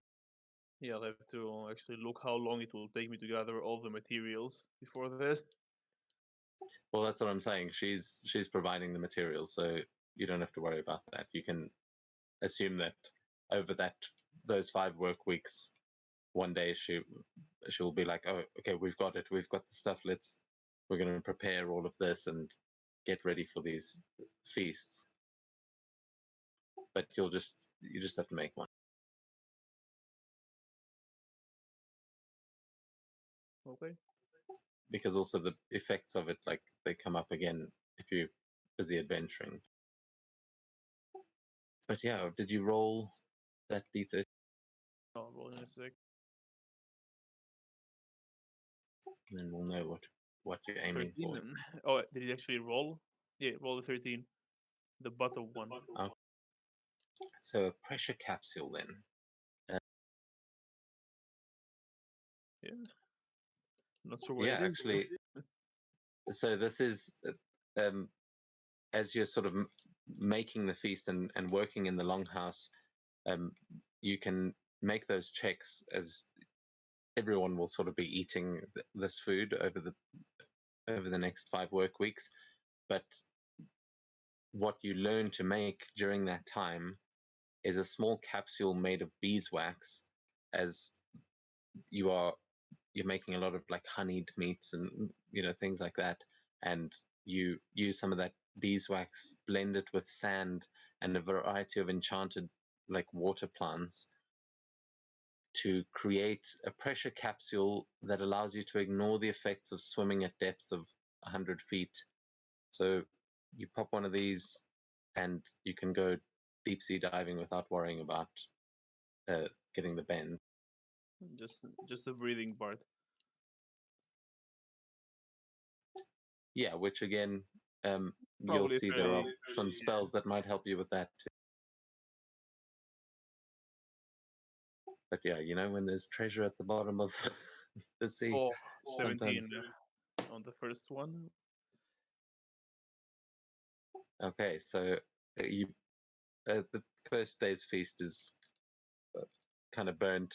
There's everyone's a little bit like, oh, it's edible, but I don't know. Or what is the This is the is DC 16. 18 or 16? Oh, okay, yeah. 16. So you just make Yeah, it. People are Yeah, hardly meat.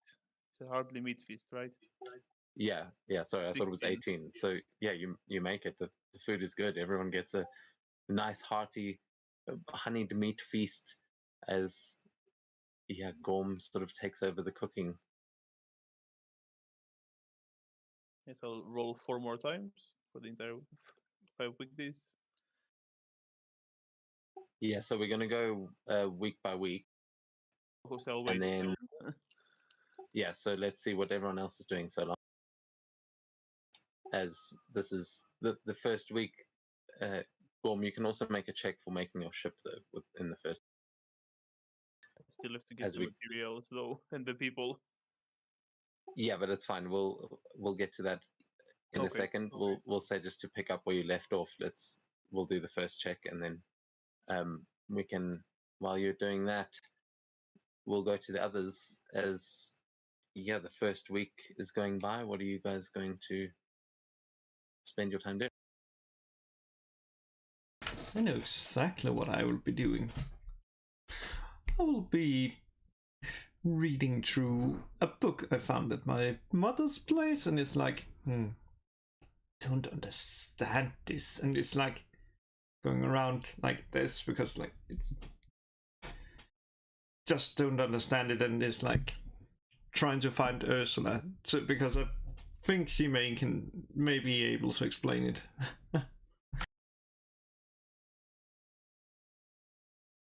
Sorry, what did you want me to explain?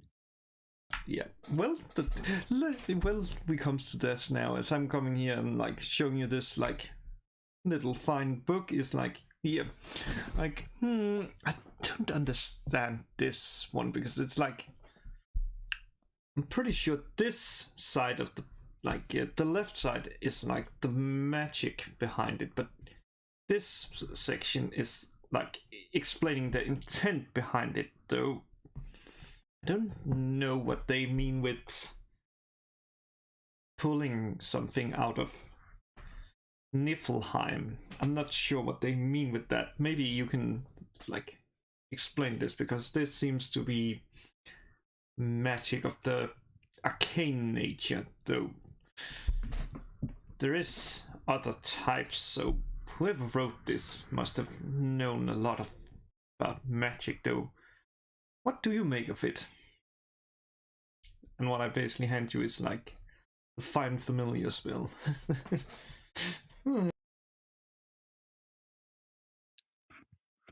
Um,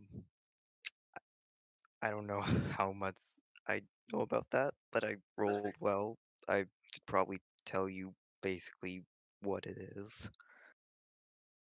Did you roll an Arcana there? Yeah, I was about to say. So 19, definitely enough to identify.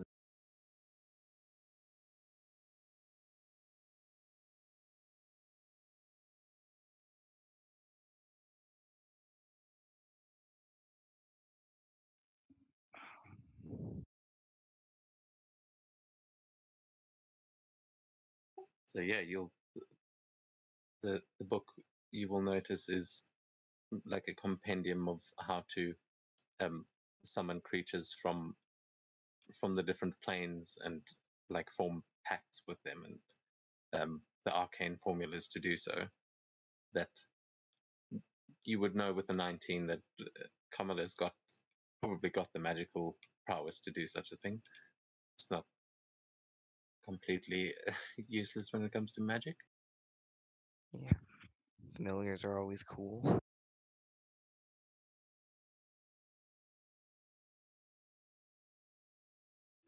And they don't stay dead, so Yeah, that's the benefit.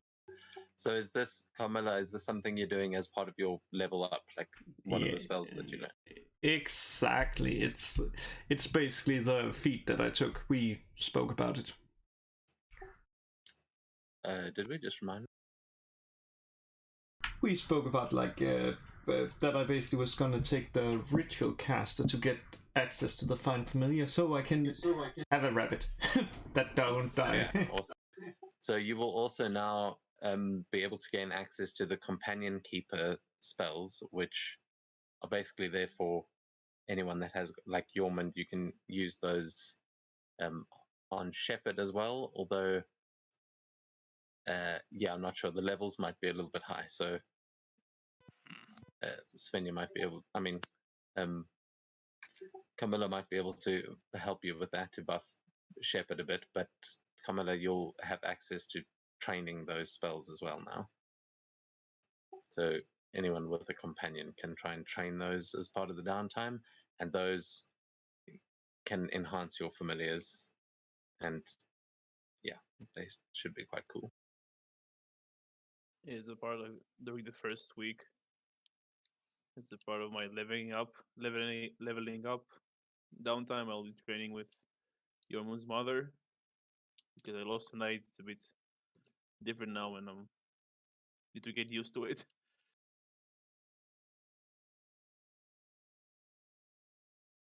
And I'm essentially getting the dueling fighting style. Okay, yeah, very nice. Yeah, as if you want to do some training, shall we? Does everyone want to do the first training session? I assume Yeah, some of you Training. might be doing training. Yeah, let's do it. Okay, so we got, let's see, who's attending training? We got Camilla, we got Gorm. Training for Yep. I guess. for all our So level mine. up or the weapon stuff. Yeah, I mean, you can flavor your level up stuff into this as well if you want, but this would be the first martial training session that you can learn some special things. I think I'll sit Yep. this one out. Let's get some training then. Okay. Let me find this thing.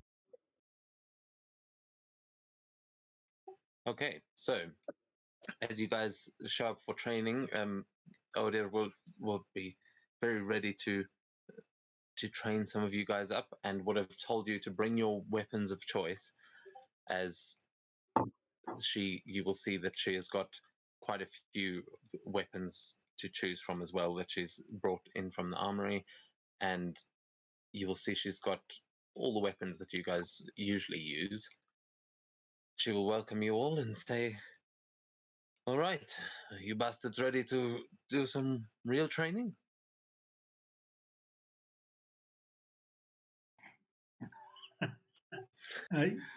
Well, yeah. You'll also see Magnus and his crew would have pitched up for this.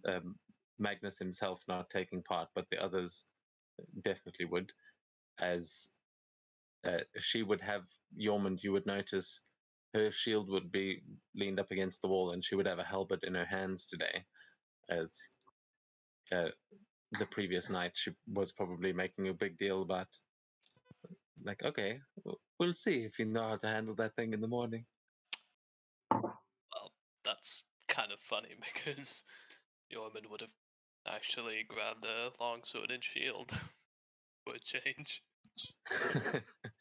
she would she would find that very funny as well. Just like, okay, switching roles today. So what are the rest of you arriving with? Well, my usual warhammer and the shield. Yeah, Svenja is finding it really hard to not use the sort of uh, rapiery, elven bladey thingy that she Vulcan. She seems to be overly attached to it, so she's going to pitch with that in her shield. My sea axe. Or 6. Which counts as is that a long sword or a Short. scimitar?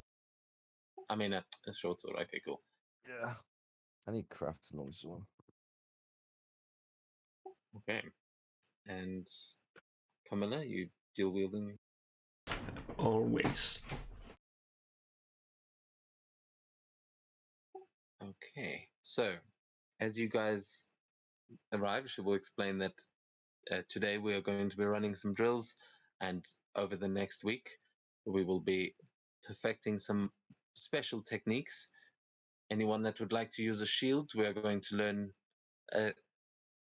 Well, let me demonstrate, and she'll put down her halberd and pick up the shield as she is holding just the shield, and she'll pull out her hand axe, and she'll call one of Magnus's crew to come at her as he approaches, she's going to raise an axe like with a bit of a feint, and as he raises his shield to block that, she's going to drop around and punch him basically with her shield, um, displaying the shield bash technique that basically any of you that are using a shield can learn over this week.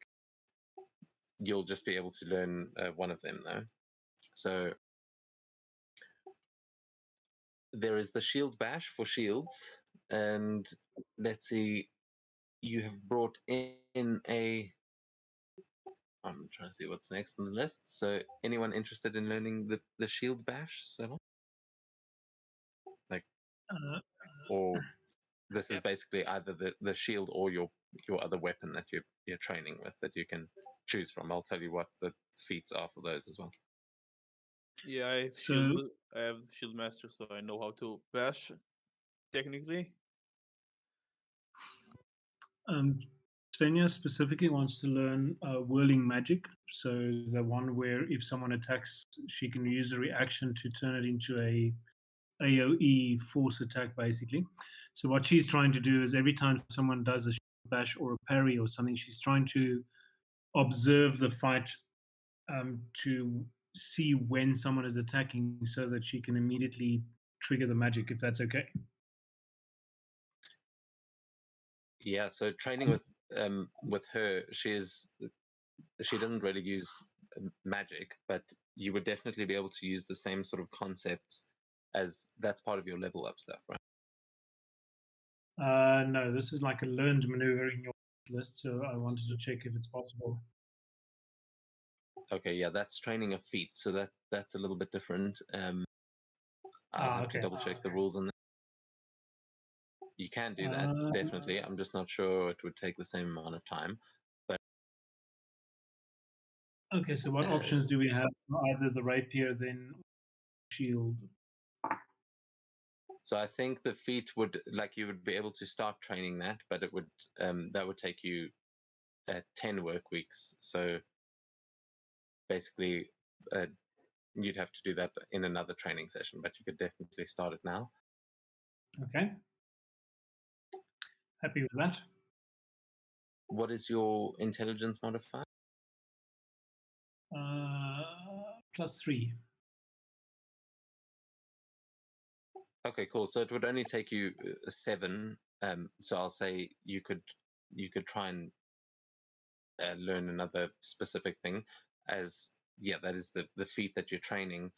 But you would see the concepts that you're sort of training it from. She would pick up the halberd again, and she would show you. She would say, "Now, if you don't have a shield, this is a powerful weapon. Any sort of polearm is good for keeping your enemies at bay, and when they are coming at you, there are many things that you can do to defend."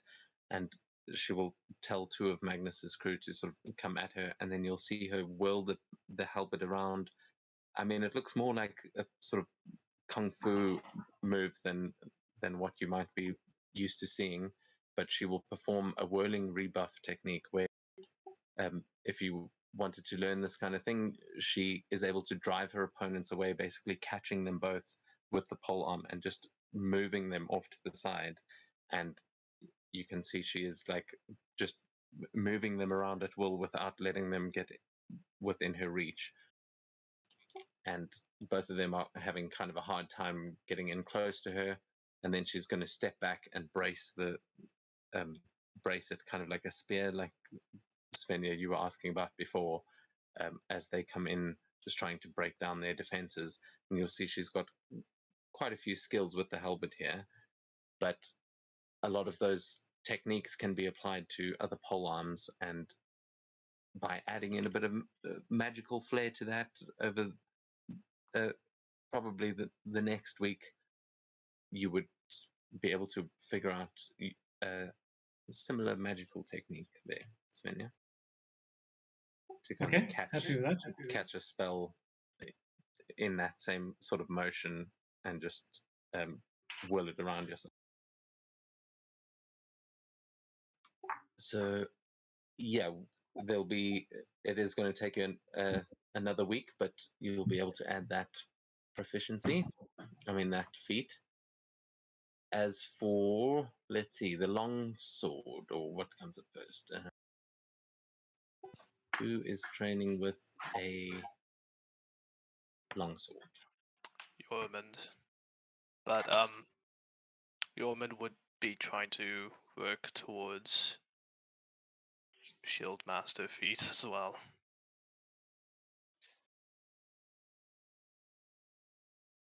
Okay, yeah, so that would be the same thing, or is that part of your level up? No, it's not in normal progression.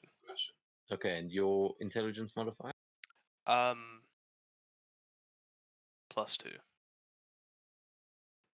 Okay, so it would take you 8 work weeks to learn that one, but you can definitely get started. And because it's not the full thing, I'll allow you to learn one of these techniques as well, as she has got a couple of moves here that are to just use your longsword in different ways. Yep. She's got there's a number of techniques. These are kind of hard to explain, but she's got cleave, which allows you to basically strike through multiple enemies at once. She could teach you how to do a crippling cut, piercing strike, a flexible flurry, or an abwenden, which I'm trying to remember what.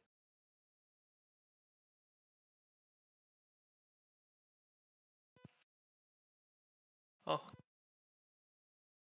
Yes. So the abwenden's a fencing parry. That is just a fairly simple maneuver, but when a creature hits you with a melee weapon and you're not wielding any other weapons or a shield, you could use your reaction to make an attack roll. So it's just a quick defensive cut when you're using 2 hands on a longsword.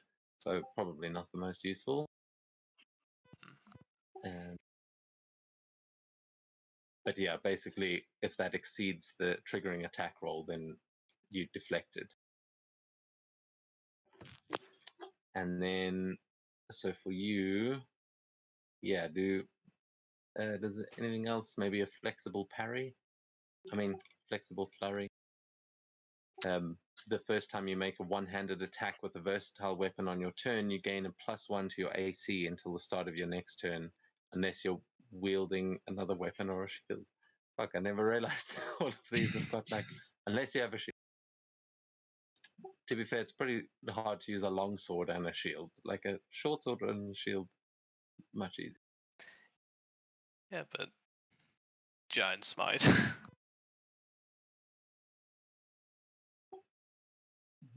Okay, what does Giant Smite give you exactly?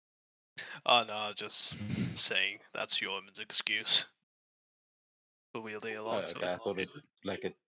Some Oh no, things it doesn't let you actually have. ignore like heavy weapons or something like that. No. So there's the crippling cut, which as a special melee attack, you aim for a vulnerable limb with a precise strike, and it needs to make a con save or take slashing damage equal to your weapon's ability modifier, and have one form of speed reduced by 10 feet. So yeah, you can try and, slash at people's tendons, slow them down. There's a lot of these things. Cleave just goes through 2 people, but I think that also needs to be two-handed. Yeah. So you've got the crippling cut here, or I think piercing. Could go with the piercing strike. Yeah, so as a special melee attack, you can attempt to penetrate and damage an opponent's heavy or natural armor. The target must make a dex save, and on a fail, it takes piercing damage equal to your strength modifier, and its AC is reduced by 1 to a maximum of -2 if you do it multiple times. And until its armor is repaired using an action or for natural armor, the creature regains hit points. And then, yeah, it doesn't work against magical armor and constructs, but good for getting in between a dragon's scales or something like that. Awesome. I'll grab that then. Okay, yeah, let me try and add that.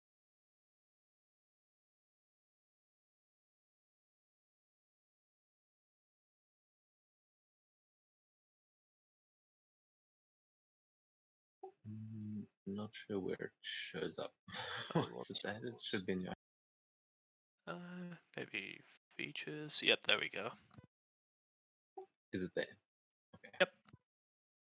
Ah, right, that's one. Cool. All right, so Yormund you're learning the piercing strike and how to use his shield at the same time, which, yeah, you'll get to do some duels with her as she will train you personally. And I will ask you to please make an athletics check to try and do that, to try and learn this. Svenja, also athletics or acrobatics to try and learn your whirling magic, see if you can succeed at your training this week. And if we'll get to the rapier now. I really should have taken proficiency. That did not roll well. 11. Okay, yeah. So without the magic, it is going to be. I mean, because she's not training you with magic, it is going to take you a while to actually get this right. It's not going so well in your first training session, but Yormund, yeah, this is not your first time trying with a sword and shield, and you are definitely holding your own. Awesome. As for, yeah, so you'll be able to learn those. Svenja, you'll still get another chance at your feet, because that one is going to take some time. But as for the rapier, you've also got the Abwenden, which just double check. Yeah, you can't do that with a shield. You usually use a shield. Yeah, I mean, most of the time at the moment, the rapier fights on a distance, so it's like a remote control sword. But she would be using a shield if she's in melee. Yeah, so you could learn a lunge with that to use a bonus action to extend your reach basically by 5 feet. There's then what's the other one? Yeah, Jitsu, which is that's katana techniques. I don't know if we should use that. I think more of a reaction, defense, riposte, parry kind of thing would be the sort of thing I'd be more interested for her. So it might be a shield type technique rather than a rapier technique. Yeah, although to be fair, as you say, it is usually floating around, so you've got your hands free a little bit more. I'd say that might make sense for you. But the Abwenden is a fencing parry that is pretty much your regular. If you fencing, that's what you're learning half the time is all the different parries. Yep. So yeah, I'd say you could try and learn that. Also adding in some of that magical ability. So I'll say for this one, because also your other feat is magically based, I'll say you can either make an acrobatics or athletics or a check with your spellcasting modifier, as you are using magic to wield the sword, basically. Okay, so what would be spellcasting modifier is +4. Acrobatics, athletics, none of this is going to work. So it's modifier excluding proficiency, right?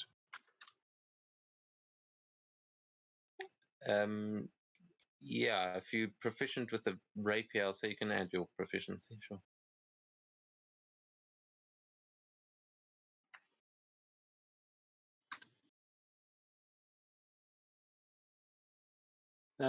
Looks like an 18. That's better. Okay, yeah. So over this time, you will learn the Abwenden. Just remember that is that will sort of ignore the stipulation about not wielding any other weapon or a shield. Okay. I will add that to your sheet now. Let's see, who else has got something? Anyone else training anything specific? I'm just as a level up doing it.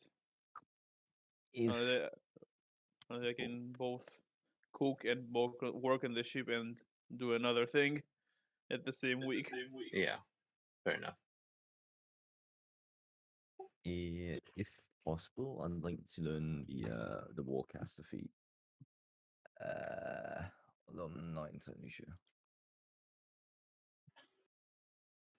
Yeah, so then what is your intelligence modifier?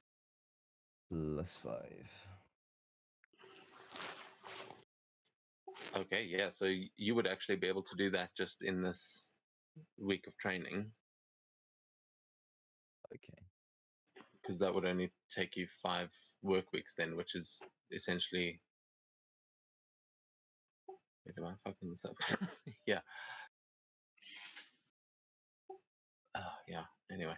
Yeah, we'll say you can try and learn that as you're training for this downtime.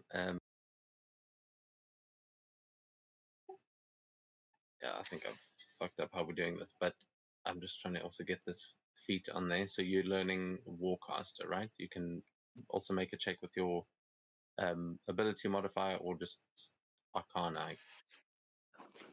Arcana? Okay. Oh, it had to be the worst roll. Okay, so was that, what did you roll? A nat 1. Okay, yeah, so you are struggling a bit with the magic of, she is not a great magic trainer. But between you and Svenja, you start helping each other out a little. though. Yeah, trying to cast magic while wielding a blade not going very well for you, and I will say you will not be able to earn one of these additional things. So we'll see how it goes as we continue. As yeah, so it's 5 work weeks that you are going to need, and this is the first.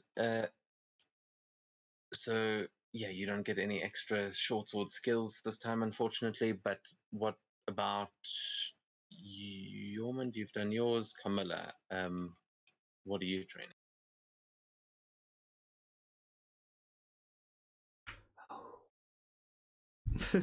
Oh man, like what was it? Let's see. The wear glass thingy. Oh,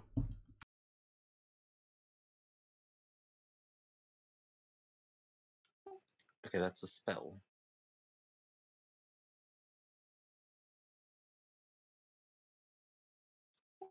So are you attending weapons training now, or are you going to be training a new spell instead?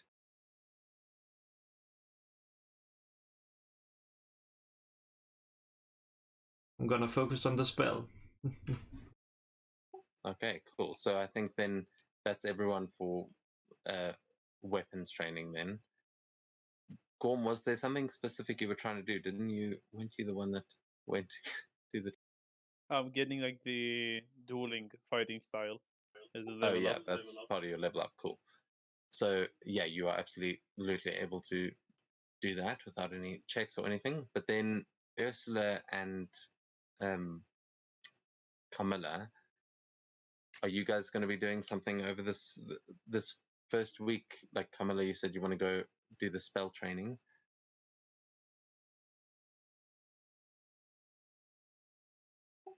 Ursula, are you going to train spells as well, or are you doing something?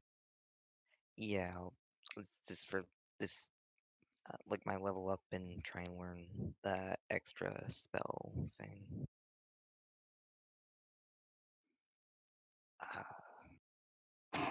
So for level up, C remembers true fire magic. It's like, damn, I want some of that. And C's gonna be learning Scorching Ray and Dancing Lights. Uh, I'm not sure if there's anyone I should really like go roleplay wise training with for the level up. Also, Alter Yeah, I mean, Ingrid has been sort of the person that you've been working with as your trainer for those kinds of spells, so she could probably help you. But yeah, I'd say here you can maybe we can say that you were part of this. Maybe you were helping, like Svenja, trying to deflect those kinds of things. As everyone, there have been some magic training going on as well. Yeah. Then after that, I want to go try and learn the Thunder Punch spell, the first level one from the quests. Okay, so what is the task associated with that one? I mean, it's not. It says, concentrate your power into your fist to punch with the might of 4. All right, so you're going to try and pull that one out during the training as well, during martial training. It feels like a good spot. Yeah, yeah. What I'm thinking for it is kind of, you know how like actual martial arts, when they hit, they sort of make a yeah sound. I imagine he kind of does something like that, but bigger. Yeah, the Viking Kia, yeah. Cool, yeah. So you can um, make an Arcana check to try and do that, or just your spellcasting ability. I'll click persuasion because that has proficiency.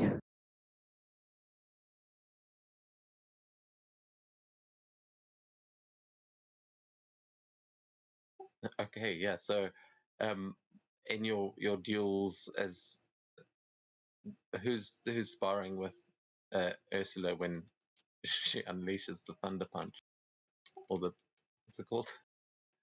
Yeah, Thunder Punch.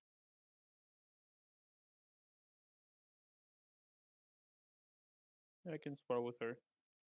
I'll spar with her. Okay. Beat me to the punch. Svenja would also happy spar with her, but you got there Yeah, so first. Svenja, when she's figuring out her scorching ray and stuff, you would be the one sparring with her as you're trying to kind of deflect it as well. But then, yeah, when it gets to, I feel like it's pretty flavorful that Ursula and Gorm train for the other one as that one in air as well. Yeah, Yes. cool. So with that 20, what does it look like as you hit Gorm with your first thunder punch, and this absolutely works almost surprisingly well.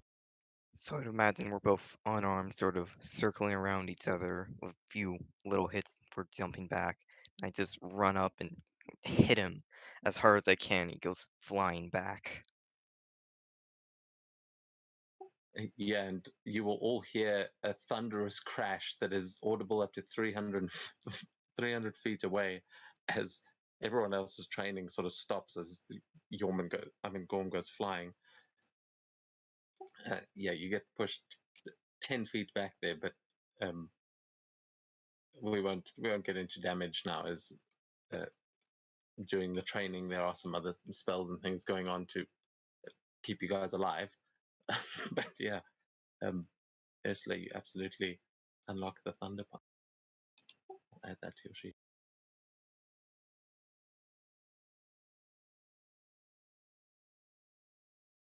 And Carmilla, well, we can say you also testing out your new spell in these battles. Who are you going to, or what are you trying to learn? And who is sparring with Svenja with Carmilla when she works this out?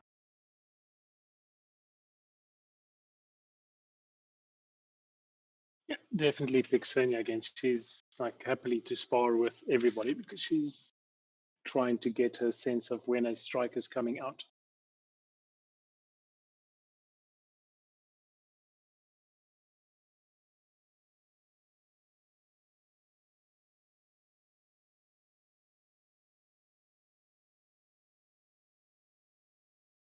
Oh God, this is a Anybody? whole different thunder punch. I'm so Yeah, there's a cantrip one over in the new spell list, and then there's a first level one in the quest thing. yeah. I think they're all from different sources. I think everyone's had the idea of thunder punch. It's but it might be Thunder Haymaker. Can you see that? It says Yeah, so Thunder Punch. Thunderous Haymaker is a level 1 under bard. Thunder Note as the cantrip under bard. I think it might be that one. I think I just renamed. Yeah, I think that's the same one. You charge your hand. Is that Yeah, so that's the Thunderous Haymaker one, level 1 bard. yeah, that's the same one. I just changed it because the Thunder Punch is the cantrip one, I think, and so it's going to be called Thunderous Haymaker, but it's the exact same spell. Hmm. Yeah, just so we don't confuse all the Thunder Punch. I'll add that to your sheet now. Thunder Okay. smack. Shit, I should have been spending the week learning this spells instead of this rapier technique. Anyway, it's fun to have the rapier. We'll still get to that now. Sorry, this is taking a long time, but yeah.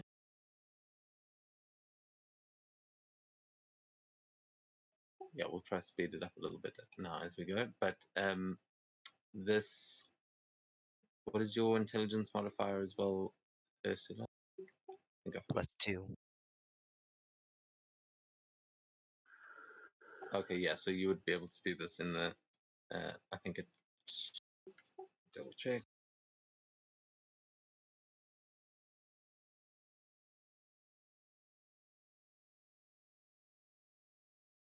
And is that your spellcasting modifier or is that your charisma?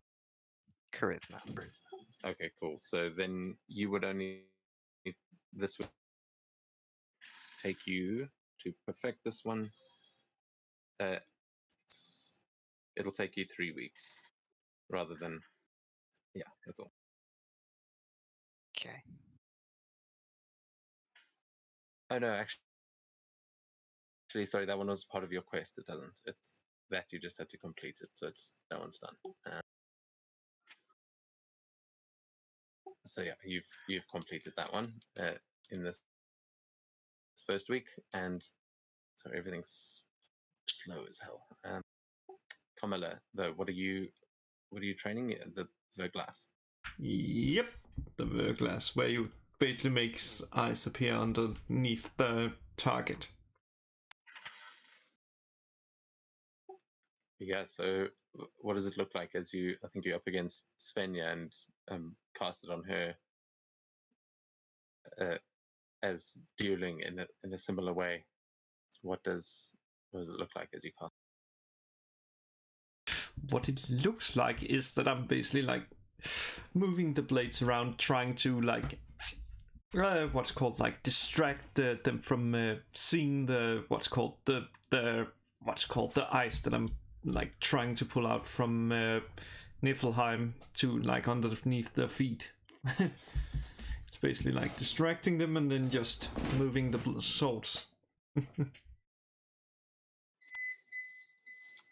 Okay. Yeah, as Svenja, you kind of slip on the ice and um, is quite a surprise there. As you can also give me a check with your spellcasting modifier there, Kamala.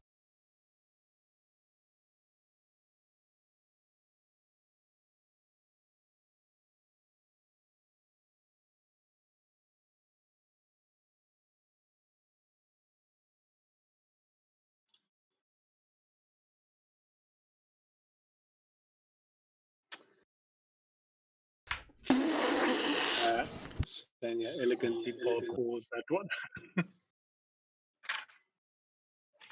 Yeah. So what? Sorry, what was the roll there? And I added the wrong. A fat nat one. Yeah. All right. So it's already pretty icy and slick out here, and going up against Svenja of all people, she sees it coming. But you do manage to start figuring out the spell, but it is going to take a little bit more practice. As yeah, everyone is going to need to spend 25 gold on this first week, but I think that will be pretty much it. Ooh, your upload overrode, which I think was that. Okay, so 25.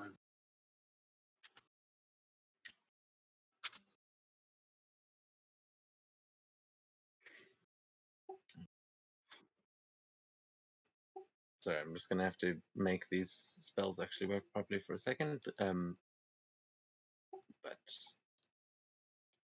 yes, I think let's try and move things along a bit. Sorry, this has taken forever, but over the rest of this downtime, so essentially we've spent 1 week of 1 work week, and you have got 19 left. So you guys know what you want to be looking into. I will say we're only going to do 1 feat per downtime because otherwise you're going to be able to stack them all. But yeah, what is everyone wanting to do as I finish making these spells? Yeah, I have 4 more weeks at the as a cook. Oh, that's why I kept thinking we've done 5 already. Just 'cause of that.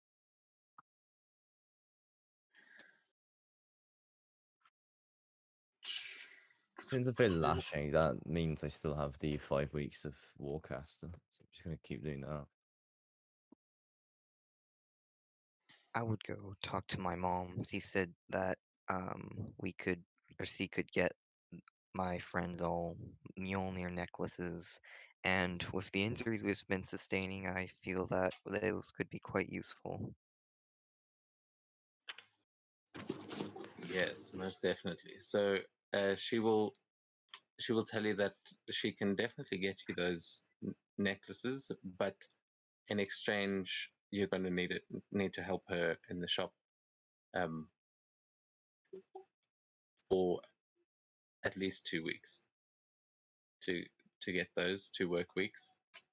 But she'll be able to teach you some of the craft maybe, and in exchange, you will get Mjolnir necklaces for everyone. Cool. Okay, so Svenja's quest log says practice your art 200 hours per feat. So I'm not entirely sure how we interpret that, but she would want to essentially practice the performance, the storytelling, on the passing through tradespeople, on the kids, on anybody who's willing to listen. So she'll be doing a lot of storytelling and singing and creating poetry and writing type stuff.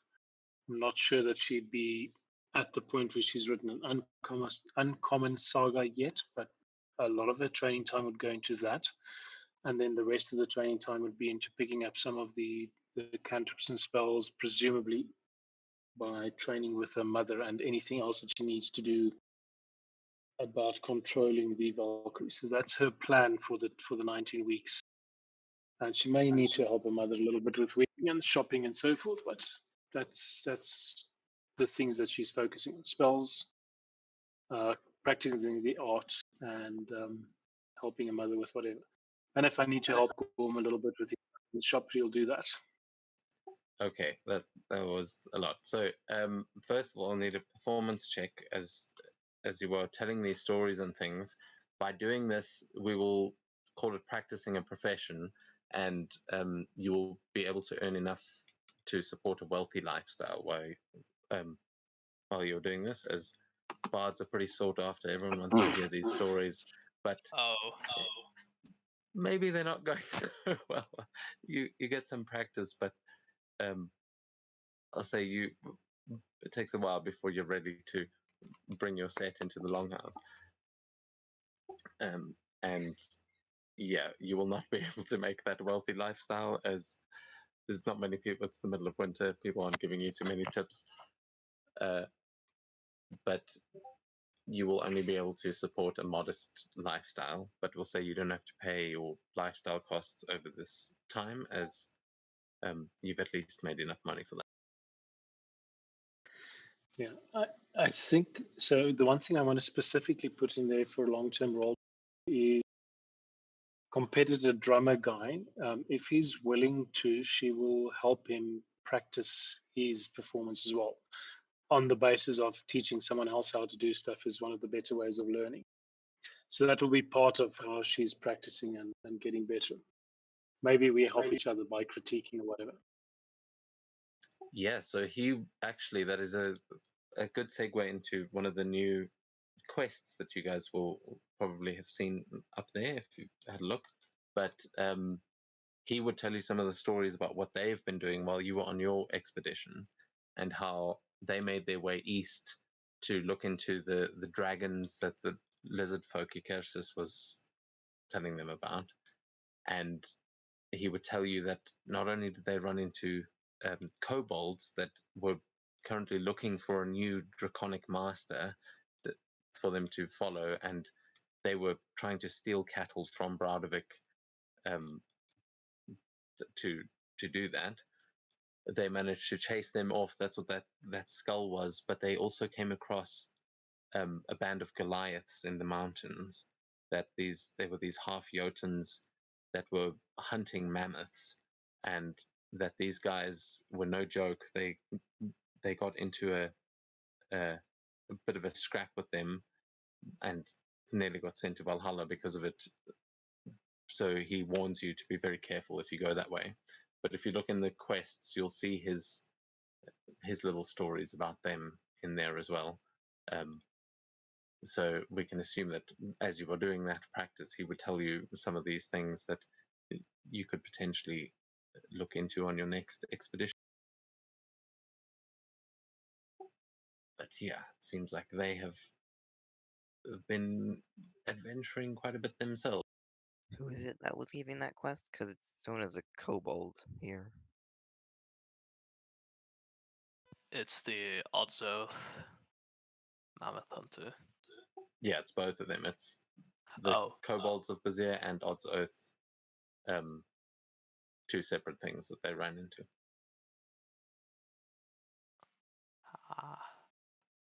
But yeah, he would also tell you that the dwarves that work in the mines there, that live here in Broudevik, they would probably be able to tell you more about those mountains if you are wanting to go that route. But yeah, he's basically warning you that up on the plateau there are mammoth hunting Goliaths, and a bit closer there are kobolds trying to feed supposed dragons. He'll also sort of ask you, actually, at one point, he'll say, you guys, or I suppose let's go into first your story that you're telling the Jarl. Are you said you were going to do that the following night, but is there something in particular you'd like to do for that? Like, how much do the townspeople know about this? I think what was I thinking about? I think what she will do is she will stretch it out over 4 or 5 episodes. So on night 1, she will tell about the graveyard and the Tverin Yar. Then about the traveling, the rivers, the owl pooping on Yormund. The cave and the dragon fight would be a big performance. So she'd rehearse for that, trying to make the noises of the dragon and almost crouching, and obviously using the lyre to add mood music in, spooky, scary, or dramatic. So she'd make a little production of each of the major fights that we'd had. I think the Valkyrie conversations she would gloss over, as per her mother's advice, she wouldn't hide the fact that there was a fight with a Valkyrie, but not specifically the things that said about the Golden Mask, for example. And what do we do next? The Crag Cats, the finding the portal. So basically, over the course of a week, or maybe every second or third night, if she needs to rehearse and practice and she's rolling nat ones, she'll elaborate on the next fight, next event that had happened. The throne, we might bring Camilla up, and the fight with the ninja. By now, I guess the monk's head would be starting to look rather rotten or skeletal. But she would make a big show of trying to show the combat moves of these strangers from a different place, and sometimes use Carmela or Ursula or Mikkel or one of the other guys as a prop in showing how the fight went, mock fights. So that's probably 2 or 3 hours every afternoon that she's prepping and rehearsing and so forth for the evening storytelling. Yeah, I'll say you can give me another performance check to, as before it was more of your practicing, but that's the actual show that you're putting on. And yeah, is anyone else, as she said, she was kind of using you guys as props. Are you guys going to help out with her performance? Maybe give her advantage on this check? Yeah, as I'll usual, help. I'd like to follow her lead and animate the water to help her. Oh yes, showing all the ice spells and stuff like that. Speaking of which, a lot of those spells that I've put in there are kind of like inspired. You'll probably see some similar techniques, but not actually jutsu. That I figure if your characters are learning that, you might have taken some ideas from fighting them. But yeah, with a 15, it is definitely it is well received, as your notoriety sort of gains. You gain a bit of fame around the town, as everyone by this point knows your guys' names. Like, they've heard the stories of the fact that you not only defeated a dragon, but you saved the town from an undead scourge. You have done all of these things that, yeah, people are starting to respect you around town. But that said, as these stories are going on for over a lot of the downtime, eventually we are going to get to a point where Codrum would also be telling stories of their adventures, as I mentioned before, as you both sort of go back and forth telling these different tales, and the Jarl would be very impressed and say that it seems you are all almost ready to earn your arm rings. He knows that Gorm has been building a ship, and he is going to suggest, after hearing these stories, also, you have impressed me a lot these last few weeks, these last few months, and I believe that when your ship is complete and when you are ready to set sail, I believe that you should create your own raiding party. And when the summers come, in our next summer months, I'm going to leave it to you to decide where to go raiding. And Braudevik is going to rely on you this year to provide us with all the loot and treasure you can find on these shores, as unfortunately this summer I'm going to have to make my way to the capital. There are certain things that I must deal with, and I will not be able to join you on the raids. However, if you are to do this, you are going to have to find yourself a crew, and a good one at that. So plan for that, and once your ship is made, you will earn your arm rings and be able to sail in the name of Braudevik. To England, yes.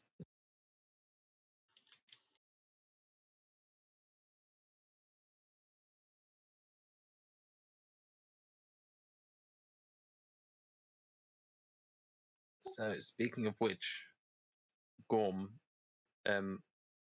your shipbuilding is in full swing. As but we're not going to worry too much about the time as it's getting late. But you will be working on this for most of the downtime, and there are a couple of those resources that you need. So, who are you going to speak to about getting those bits and pieces? I think the harder part of them is the metal parts. So I'll go to Sven, to the local armor smith, and see if he has any scrap that he doesn't need that can be turned into the parts that I need. Okay, yeah. Just to double check that only two of you actually got new spells, right? There was the Kamala and Ursula. Yes. Those like once per day. Also, I guess how many can we do during the downtime? I think you have to tell me how many spells and performance and other stuff we can do in total. Yeah, that's fine. We've done. We'll get to that in a second because I assume you're still going to do some of that training with your mother. Yeah, I'm happy to do that in DM out of game. No, well, I mean that's that's part of the game, but also you will if you are training with her, you'll be able to unlock through that much faster than your regular time. Kind of like Okay. Ursula was learning that other spell.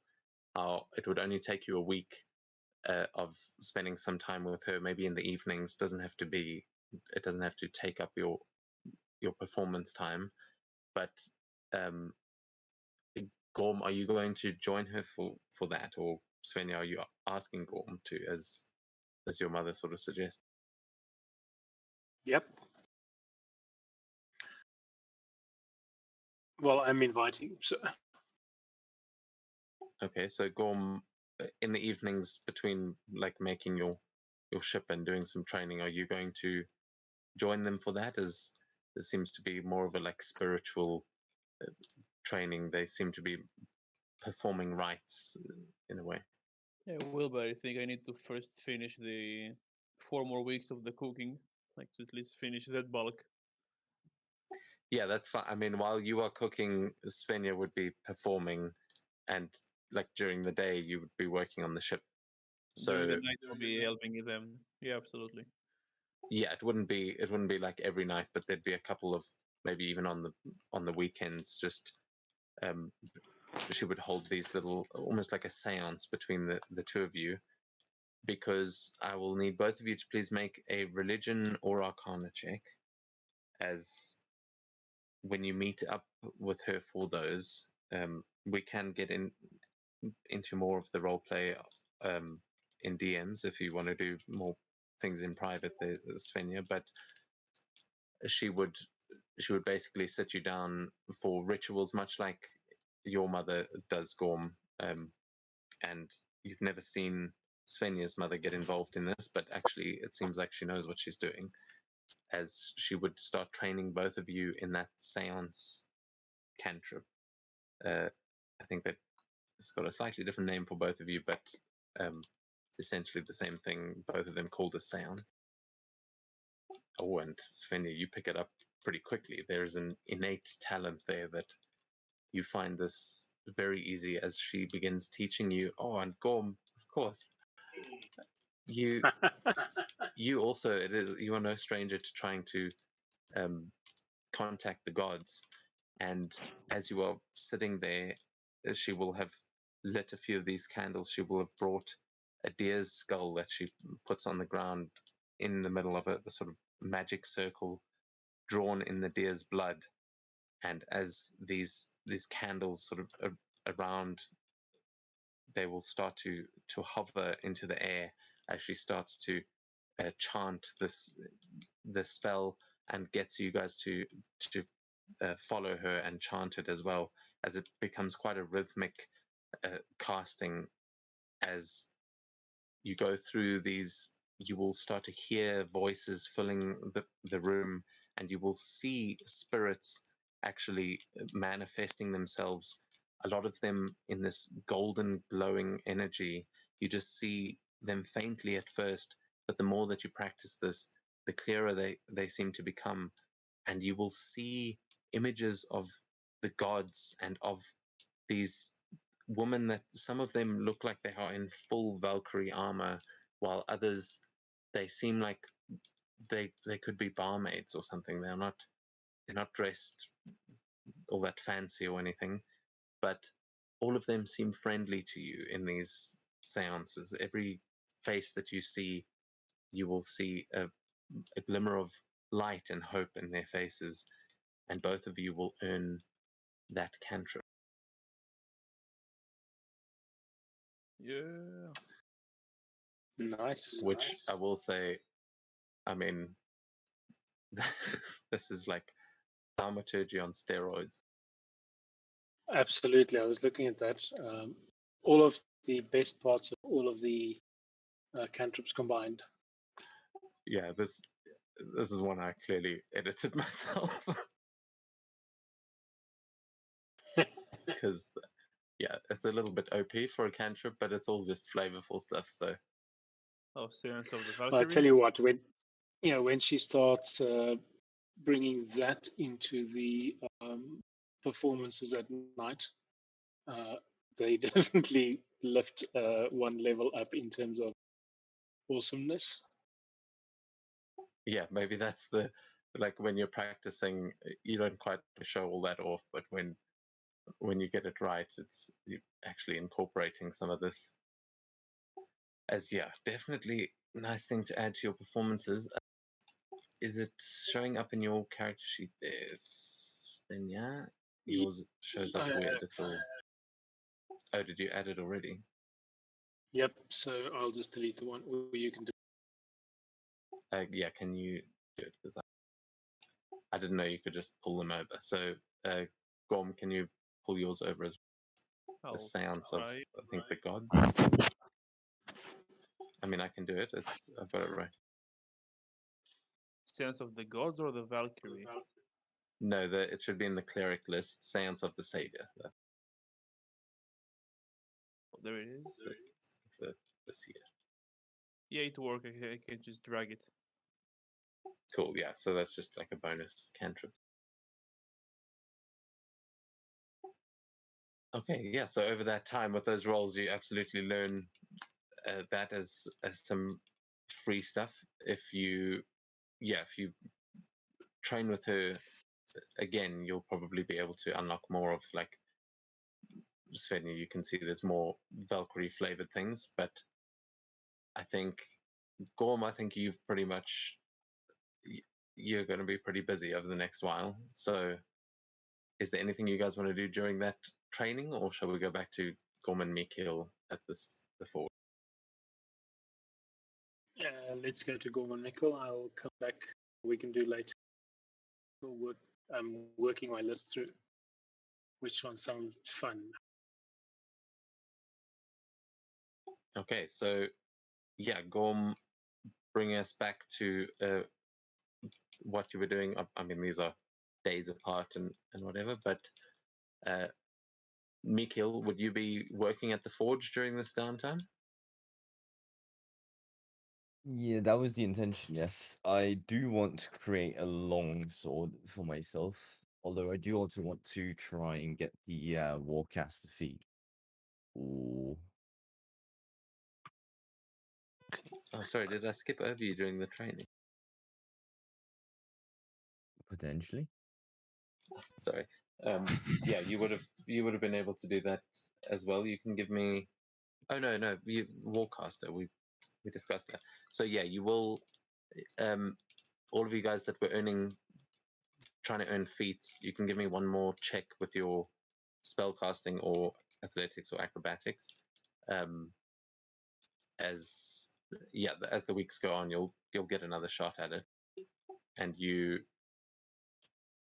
that would have been within the first 5 weeks.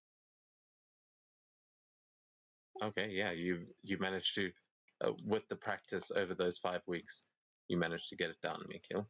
Over the next 3 or 4 weeks, the others might be able to complete theirs, but Mikhail, yours only took the 5. All right. So you got plenty more time to do your smithing, and he has a longsword. Is that what you're trying to craft? Yes. Well, I'm not entirely sure what supplies we have at the forge. If possible, I'd also like to try and craft some barding for Shepherd. That would probably Yeah, you can do require the that. help That would of just be like a suit of armor, depending on what kind of armor you want to make. For that, Yormid would probably help throughout that process. So I think you can cut that time down into half. I'll say, have you got proficiency with smith's tools, Yes. Yorman? Okay, then I'll say you can give advantage to him on his rolls for sure, and yeah, I'll say that you definitely make it somewhat easier. So first of all, how many checks does a longsword take? 2. Granted, yeah, it takes 2 checks or 4 hours, but you change that to each check taking a day. Yeah, so that's cool. So that's 2 days for the longsword. You can make you can make your 2 checks with smith's tools for that. That. Also, are you adding anything to it? Any gems or anything to try and bump up the price, or bump up the quality? We still have all of them. Oh yeah, shit, true, yeah. Party loot. Hang on, what is it? A lot Yeah, of I mean, shit. you've pretty much got a bunch of gemstones. It would be pretty easy to. I mean, if possible, I would want to use some dragon parts, but at the same time, I don't think I'm proficient enough in just smithing. Yeah, that's where the rub comes in. You are still a novice, but your dad is there, and he is, as we said, he's an artisan, so he's got some skill. He could help you if you're trying to make something a bit bigger. It's just yeah, that would be his labor on top of yours. Okay. I could make it socketed, yeah, for a gem slot. So hang on. Slotted, that's a +2 to the difficulty modifier, which means I can hold one magical, get a gem. Okay, so that brings the DC up to 16. 16 minus 9, that's like 7. Let's see if this works. Wait, 16 minus 9? What do you mean? Is that your modifier? What the heck? Well, see, if you just minus the modifier, you get what I need to roll as base. Yeah, okay, yeah. And That's then what I I was just, asking. Yeah. yeah. So with those two rolls, Oh, is that saying 2 successes? yes, it just Did you picks out add how the- many. Okay, yeah, I mean, 19 and 18, those are definitely successes. As, yeah, beautiful longsword that you create, and you said you were using some gems in that as well. I was making it slotted, and then also because there's also the masterwork, which is a +6 difficulty modifier, so that's what 20. And then the special rule about the masterwork is that if you pass masterwork difficulty, even without making it, you just make it masterwork. So I need to pass 20, and I got a 26 and a 25. So that also makes it masterwork. Okay, yeah, I'm gonna have to read these again. What does masterwork mean? Is that got a rarity or something attached to it? It gains a +1 to attack rolls. Hang on, here's the. Oh, just give me 1 second.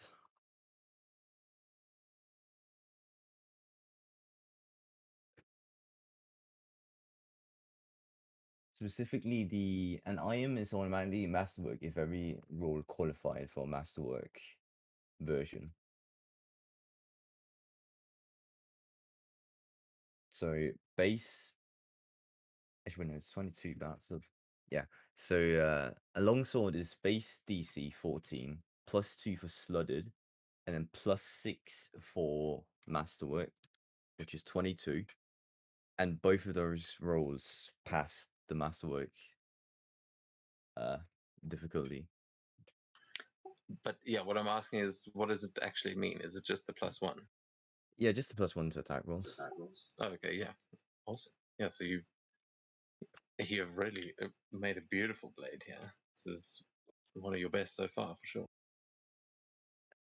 Yes. That's pretty cool.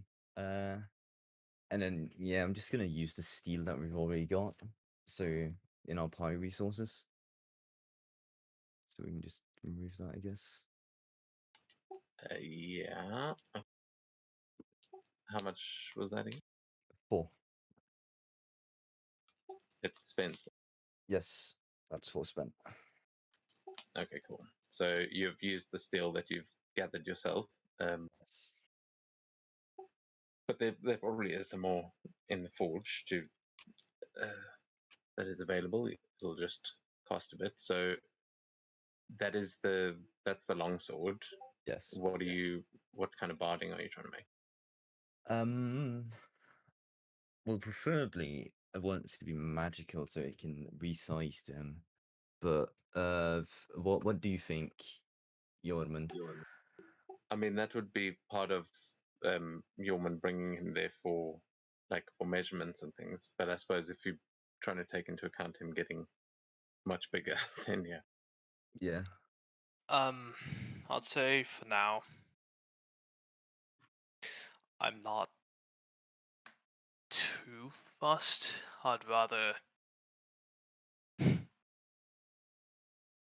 maybe wait until next downtime if we have more time to do better. I'm just not sure about the mechanics, so can't speak with confidence. So you could make the barding just like a regular barding and then enchant it later on Oh yeah, to I could do to that. make it magic. So yeah, that's probably the easiest way to go about it, and then you can do that like during an expedition even. Yeah, we could probably just make it. What do you think? Half plate?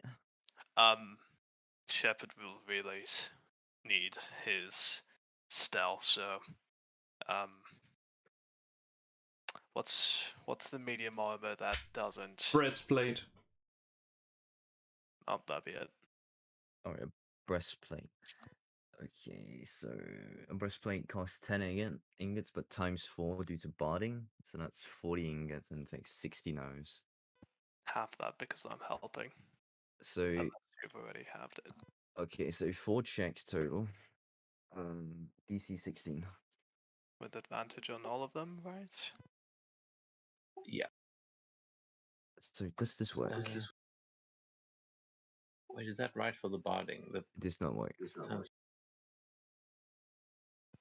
Yeah, it does say like it's double the weight and takes 4 4 times. times this.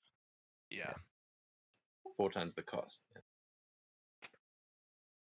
Okay, cool. Yeah, sorry, I keep thinking it's time. So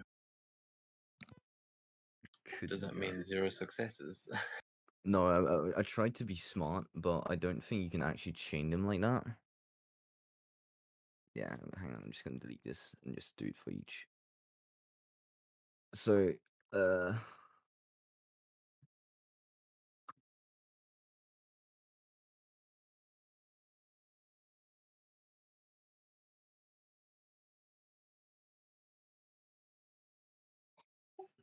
might be able- so yeah. That this should work. 16 minus 9, let's see. Oh, I think I might No. be able to approach. Okay. Might just be easier to just Yeah, I'm gonna One at stop a trying to time. be smart.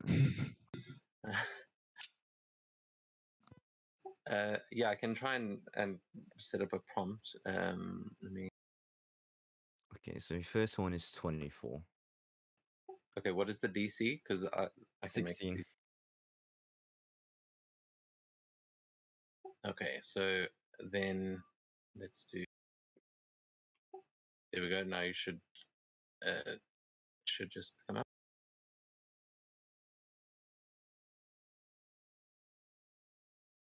And so let's see if I. Does that also apply the.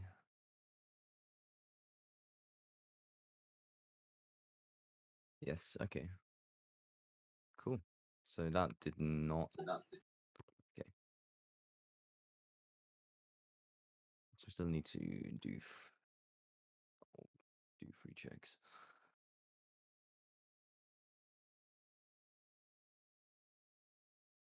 Okay.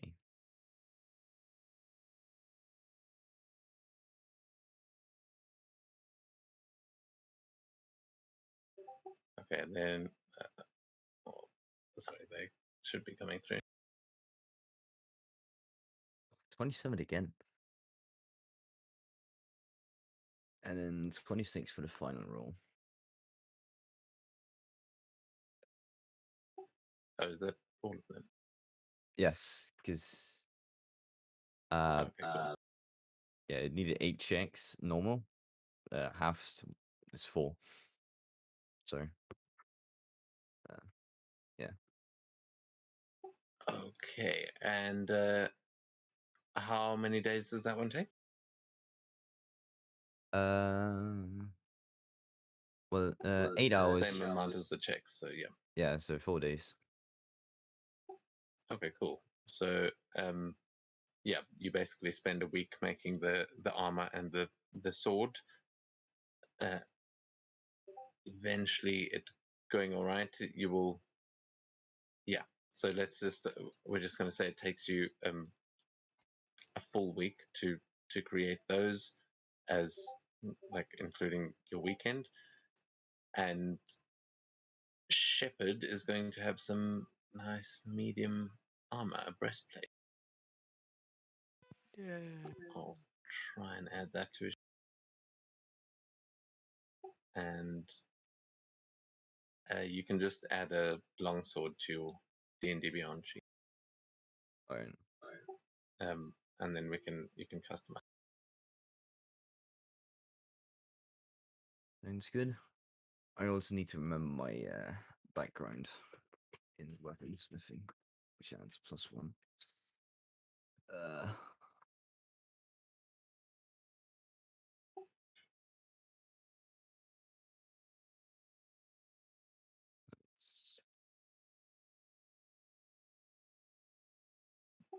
Yeah, so it's easy to just add a +1 on D&D Beyond, and then just call it a masterwork longsword.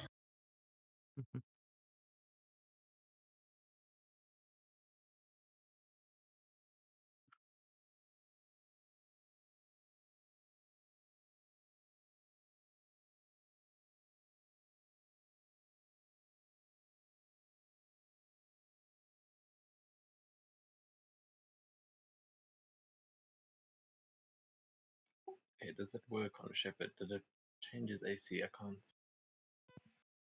Oh no, gotta make it equipped up.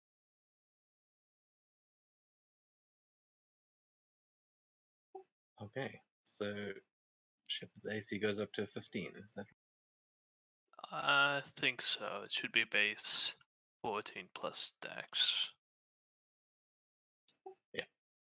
And he's got a 13 dex, so that's You know what? I thought his dex was higher. I thought it was at least a 2. Let's see. Wait. Yeah, he's. Just well. It only goes to max 2 anyway. So if you train Yeah. Shepherd up a bit, you might be able to get that extra 1 AC.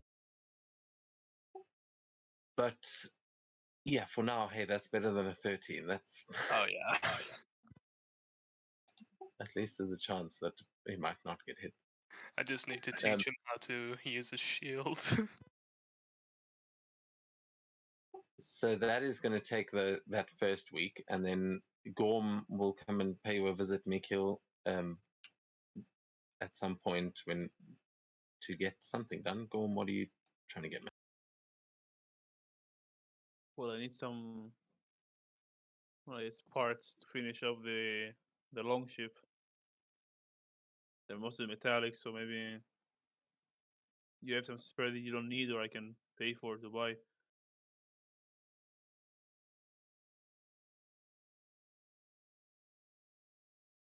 To be precise, I need 50 parts and 2 fancy parts. Fancy parts are 1 ingot to make, if I recall correctly.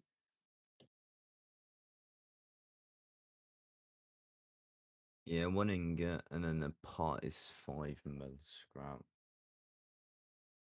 And that was 50 parts. That's like 250 mil scrap. Damn. That's gonna take a Sure. fucking It's a while. big ship.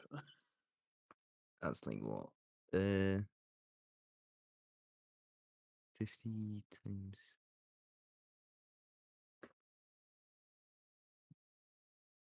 So each of them takes 4 hours. That's 200 hours base, and then that's gonna take like a lot of fucking days to get ready. It's a big ship. Yeah, very Yeah, big. so between everyone at the forge, that's the kind of job that you'd get Sven and Einar in as well. As that's just like grunt work, making those kinds of things. You know, it's not like crafting a sword. These you're just trying to make all the right fittings and things. So yeah, how much? So you said that was like 200 hours. Yes. Well, yeah, Yeah, so that's essentially going to take the rest of the downtime to create, and then I'd say that Sven and, well, at least Sven can continue that of your next expedition, and you'd be able to, by the time you come back, have them all made and ready for the ship to complete them. So I don't have a reason like to keep working on the ship at the moment because I don't have all the parts. Or can I Well, make some progress? there's other Obviously, parts, so there's yeah. you could still do all the like lumber stuff. That would be much quicker to get, as this the lumberjacks are constantly working.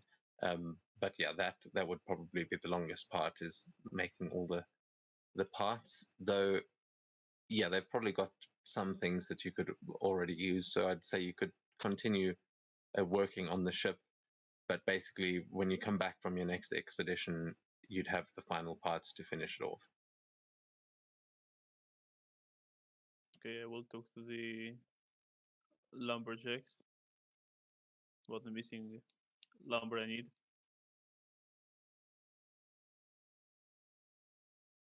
Okay. And how much lumber is that you need? I'm scrolling to it. I need 20 lumber. I need 20 lumber and 5 quality branches.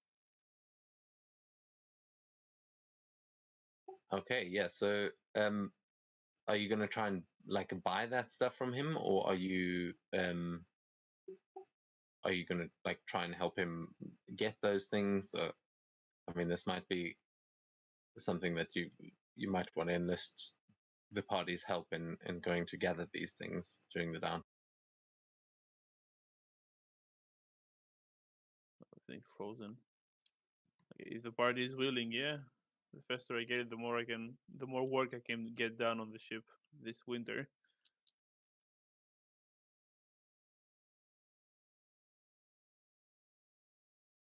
Yeah, so I'd say, I mean, to do some gathering, to find some quality branches and things, you guys could all get involved without spending too much time. Yeah, I'll help. Yeah, the branches are, well, I wouldn't say easy, but not the hard part.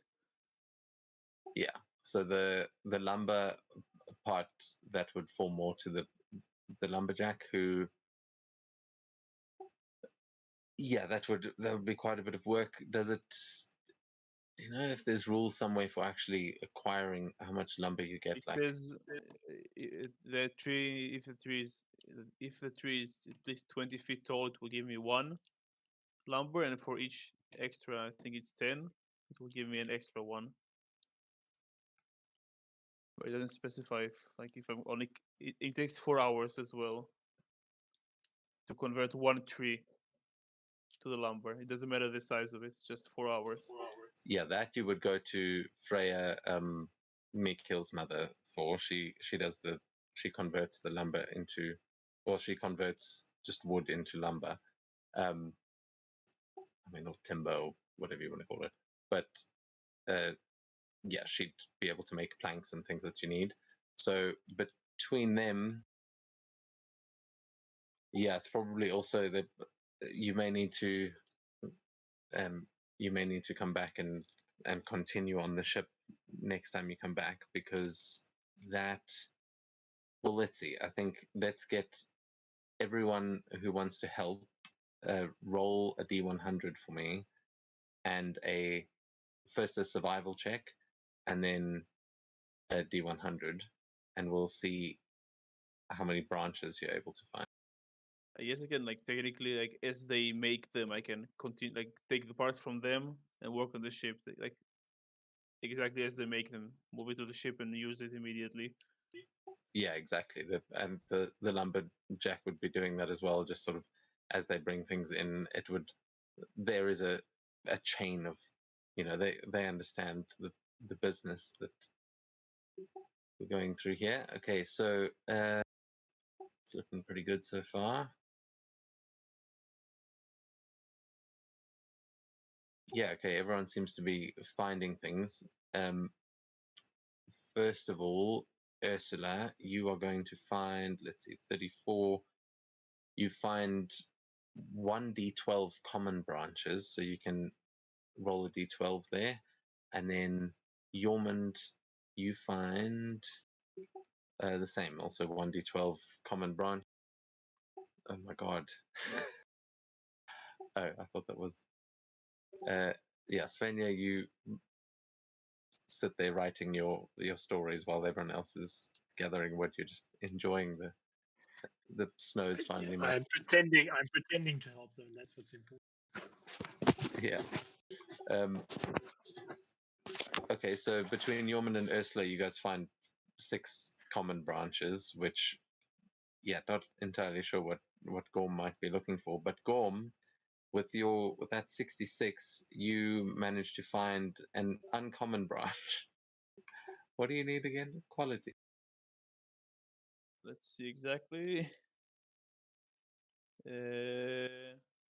Quality branch. It doesn't say. Okay, yeah, but with the 66, you find an uncommon branch, which I think is just above. But unfortunately, not having too much luck here as you were sort of going through the end of winter.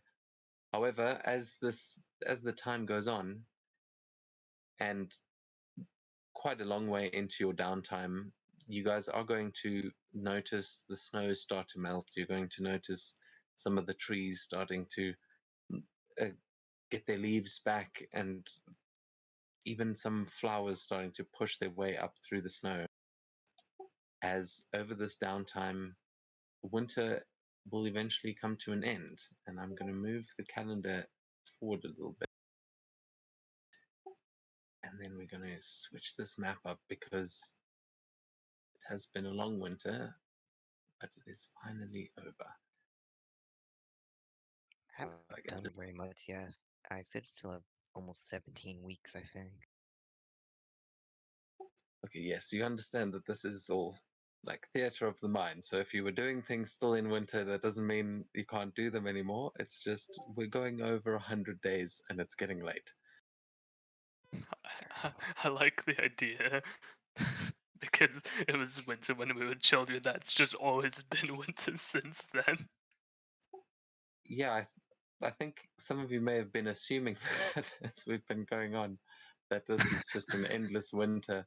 But I've had the friggin' summer maps ready since day one. So what we don't know is that Ragnarok is currently undergoing. I'll be entirely honest. I was thinking Game of Thrones. Oh, winter's coming. well, I mean, that's kind of what Odd's Oath seems to be all about, is bringing Fimbulwinter. And so, yeah, if the winter doesn't stop, Ragnarok may be on its way. Oh, Yeah. Also, all Yeah, the so common branches we found to be able to be carved into quality branches, assuming we can get someone that is capable of it. Yeah, Mikhail's mother would be able to do that for sure.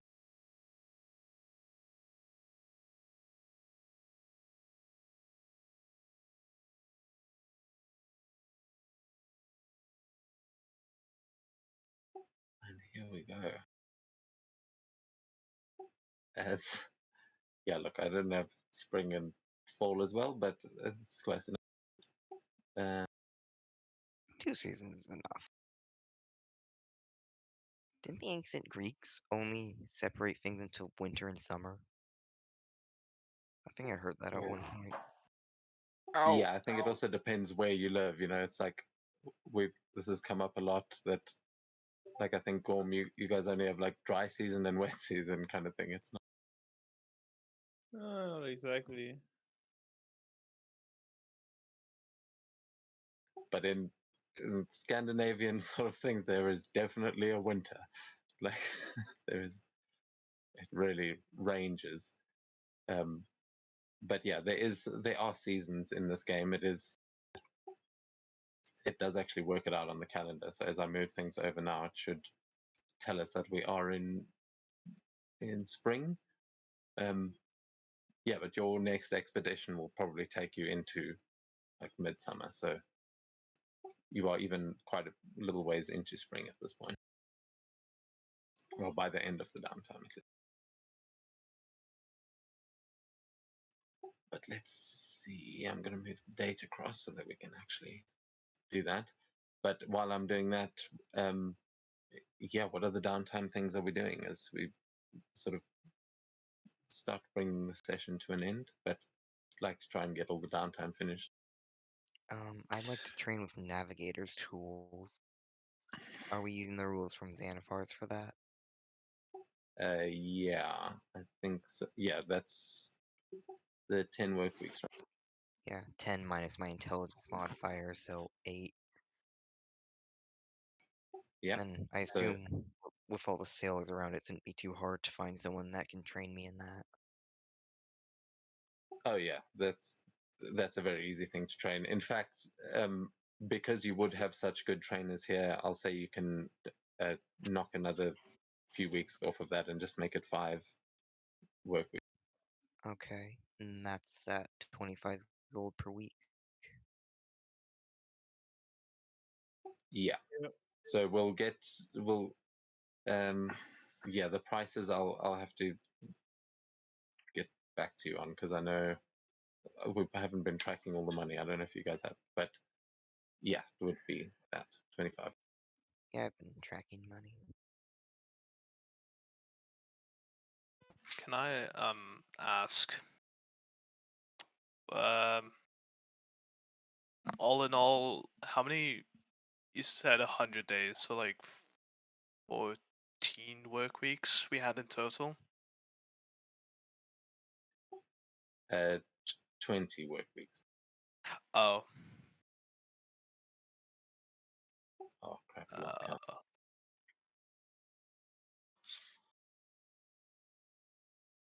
okay. Oh no, I just wanted to make sure. And also for helping go and collect wood and Mikkel with Shepherd's armor, would that have taken your Minda like? Would that just have taken like 2 days or a full week? Sorry, say that again. Just going around helping Mikkel and going with Shepherd's armor and the ship. Just would that have taken long? Like 2 days or a week? Yeah, I'll say for helping them, yeah, it would have just taken a week. Okay, cool. Then for the rest of my time, I'd probably just be trying to get that Shield Master feat, but I'd also like to learn True Knight Lightning Blade cantrip. So I'm not sure who I'd go to that for.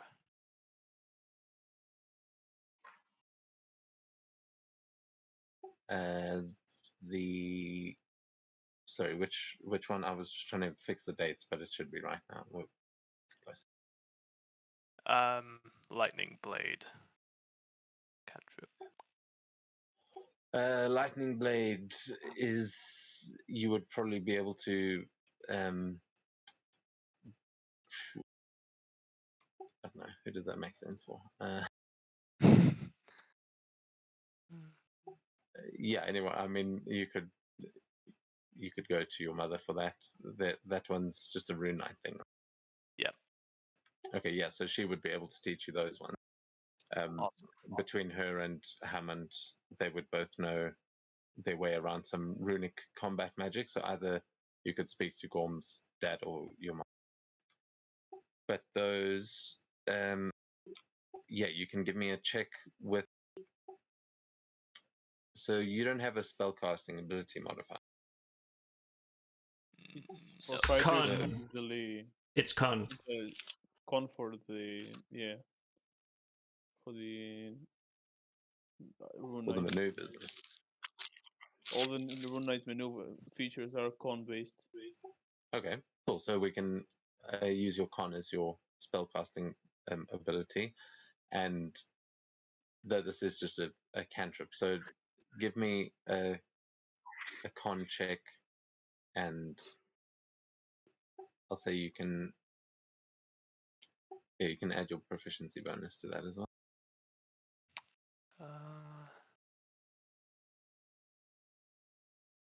That would have been a 13 then. Or do you want me to roll Oh, again? okay. No, that's fine. That's Okay. going to be just enough. So yeah, you will be able to learn that. It's just a cantrip. So yeah, I think you just you learn that. I'll add that to your sheet. What does it look like as you are training with the lightning blade or getting it the first? For the first like sort of day, it would have just been a lot of like reading through shit, how to use it, blah blah blah. And then second day, it's just mostly regular training, but he's just trying to isolate using the lightning blade. And then as it goes on and on, eventually he gets it and starts chaining shocks from dummies to dummies. Actually, no, he just learns to. Wait, no, he does. He does. I'm dumb. Yeah. Yeah. So it hits one and bounces to another. Very cool. Yeah. So you should have that in your. It should work now. You should have a spell book there, but it's we'll just leave it there as a cantrip for now. If you learn anything higher, we may need to edit them a little bit, but for cantrip it's fine. It should have the right DCs and whatnot. Awesome. So yeah, anyone else wanting to do anything over the downtime? Now So Devin, now I have a question. Because I found that master of the dual wielding. Is there time enough in the downtime for that? I'll say because you are you can start with that. You might not be able to master it in this time, but you can give me. Are you going to go train with Odir or Henrik? So Henrik's one of the town guards. Odir's Yorman's mother. Jorman's mother. Okay, yeah. I don't think you've spent your downtime on much else, so you've probably got plenty of time to do that. Actually, just on the like spells and things. Oh, my power just went out. But yes, you would be able to do that. Sorry, I'm going to have to switch over. I can't hear anyone for a minute. But you can give me an athletics or acrobatics if you can still hear me, Kamala. I'll be back in a minute.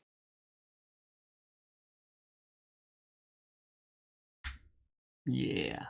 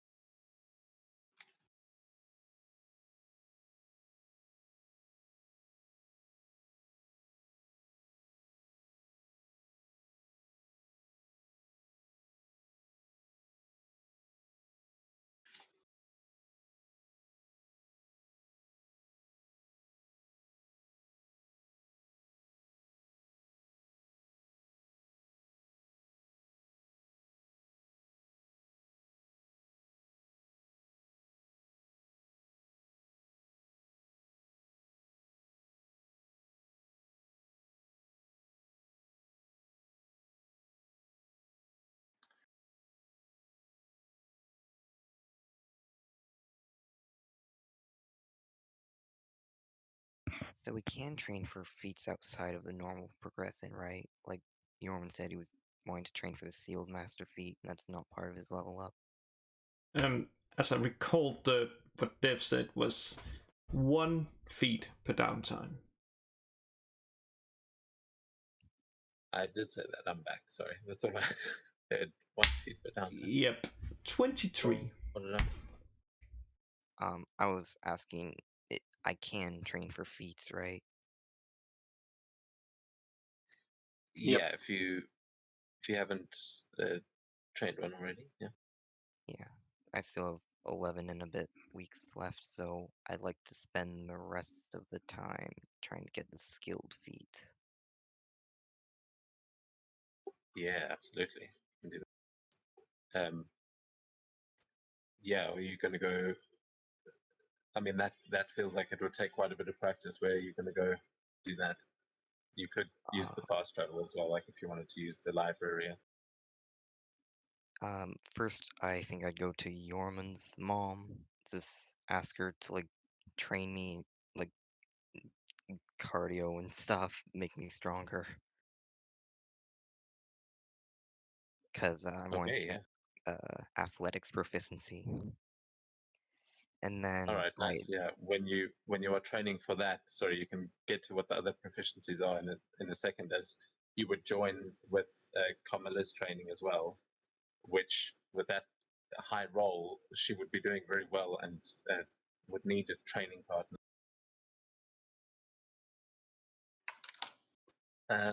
But she would successfully be completing the first part of it. Camilla, was there? How much downtime did you have left? Do you know? I do not know. But you just did a feat and a spell, right? Uh, that would be yes, as the thing has Okay. a feat attached to it. So in that case, you would have enough time if you want to use the rest of your downtime to do this. It's up to you. Do you want to use the rest of it or half of it? Let's spend it all. Okay, nice. So yeah, your training as Ursula would be there, sort of working out with you. Your training with dual blades would become quite extensive, and you would eventually, by the end of this, Henrik and Odir would award you with a novice Alsvater blade title. So you are going to get, when you get your arm rings, you will basically have a rank a little bit that you can use. It's not necessarily higher or lower than anyone else. That's not quite how it works. But you are well on your way to becoming one of the Alsvater blades, and that is actually going to earn you a point of fame, bringing you guys up to 4. the like famous locals. Essentially, you are now, your group's name is now very well known in Braudevik, thanks to Svenja's stories and Carmela becoming a blade of Alsvater. Yeah, you guys have gained quite a reputation, and there will be a lot of people willing to help you going forward in Braudevik itself. So I'll say that actually, because of the fame that you've gained here, I'm going to say that the resources from that you guys are going to need for the boat, because people want to see you succeed, those are going to be paid for by the town. So there will not be a gold cost associated with the rest of your boat. Go on. Just time. Yeah, just time now, and the resources, the time to actually get the resources. So they are going to work on that while you guys go on your next expedition. And when you come back, you should have all the equipment and supplies you need ready to go and paid for. So right now, should I make any rules about the boat or just wait for it to the other one? Yeah, I think because it's getting a bit late already, we can talk about DM about it. Yeah, we can also, if you, because this is actually going to take longer than expected, do you want to just take 10, and because that's probably enough for you? 10 weeks, you mean? No, like you can take 10 as in it would double the time that it takes, but you would automatically roll a 10.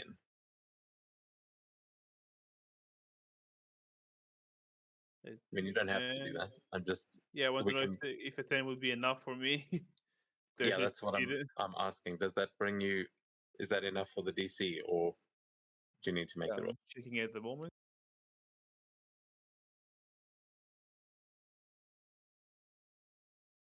This is 16. I will. It will not be enough necessarily. Depends how much I roll on guidance as I'm doing it. Okay, yeah. So then we will need the rolls, but we can. I think. Yeah. How many rolls is that you still need to do? I'm gonna check. 9 more. 'Cause it's 20 weeks total. I did half already. I did one right now, so 9 more rolls.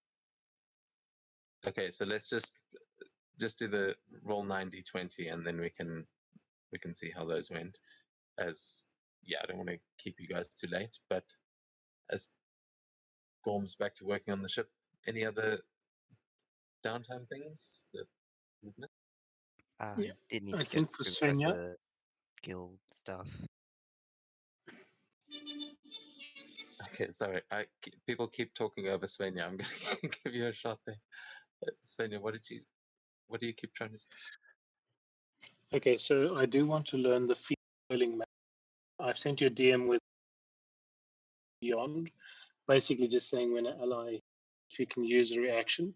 So I see this as Ingvild will teach her how to do this, and then she'll practice with the other people so that because they have to choose to use the magic. So she first learns how to create it and then teaches them to apply the blow instead of taking the normal weapon damage. If you read the feat. Okay, so this is actually not, that's one of the learned maneuvers, right? That's what it says in front of Correct, that's like, yes. yeah. Okay, so that one doesn't actually, that would only take 2 work weeks to learn. So, sorry, I thought you were training a full feat, but that is actually one of the quests, is the team up training with Oder. And yeah, so you would need someone else to train with you, but you could either train with one of Magnus and his crew, or someone else for the 2 work weeks. Everyone's been doing some training, so we can assume that you had a sparring partner doing this if you want. But you will. Okay, That is a yep. group maneuver, so that you can just give me one more check to see if you, because you've already done one. So then just one more athletics or acrobatics or your spellcasting modifier to see if you learn that feat. Okay, and then there's also pick up. You see 1, 2, 3, 4, 5, 6, 7, 8 spells. So I don't know how many of those she can learn. That's a 14 on the ability check. So the 14 is absolutely enough. As yeah, you'll be able to over. It takes you a little bit longer than just the 2 days because your first check didn't go so well, but throughout the training, and especially with Camilla now becoming a blade of Alsvarter, who she'll be getting her own like missions and things from the Jarl now that are a little bit outside the regular quests, but with her training that dual wielding fighting style, Ursula doing some push-ups and whatnot, you do manage to earn that feat. Then we'll get to the spells again in a second, but Ursula, that was your athletics training. What are the other proficiencies that you're grabbing? I want to get medicine, arcana. So for medicine, I thought I'd go to Ingrid since he's the healer. Yeah. For arcana, I'm not sure if it would bear to go to her or maybe someone in the tree houses. I could just ask Ingrid as well. Yeah, you could do that if you yeah, it depends what sort of flavor you're going for, but they would definitely be able to both help you out with the arcana there. You can also, if you want to, yeah, let's not fuck around. Yeah, you can definitely work with Ingrid for both of those. And yeah, so that's athletics, medicine, and arcana. So yeah, that arcana you can definitely now start using for crafting and whatnot. But what do you? There's 5, isn't it? What am I what? Sorry, what are the other proficiencies? Aren't there 5 with skill? No, just free. Oh, okay, cool. Yeah, very cool. So you can just, that one, because you're going and doing the research over all this time, I'll say you managed to learn that in the 5 weeks. Yeah. Okay. So Is that also 25 gold per week, like training with navigators? yeah, it is the same. So yeah, you do quite a bit of studying over this downtime, learning new skills, definitely improving some of these things. And Svenja, sorry, you were asking about the spells. You wanted to train some of those. So you have, I think you actually haven't spent much downtime at all. You, oh yeah, you have spent the time performing, and you've already trained one spell, as well as the feat. So yeah, you could probably get maybe another 2 spells in, I guess.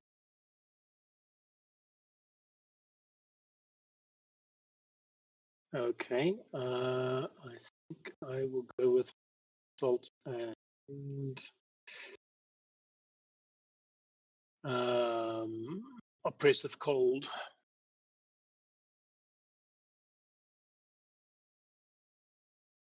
Do I need to roll for you charisma checks?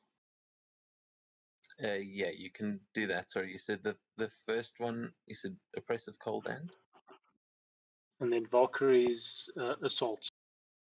Ah, nice. Okay, yeah. So you continue your training with your mother then, for some of these.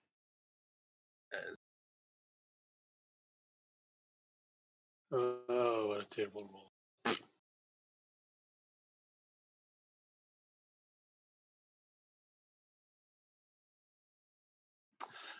Okay, that learned maneuver, I'm not sure where to find it in Foundry. Do you put it in for me? It is not in Foundry, but it is on D&D Beyond. So I'll import your character sheet again, and it should be there.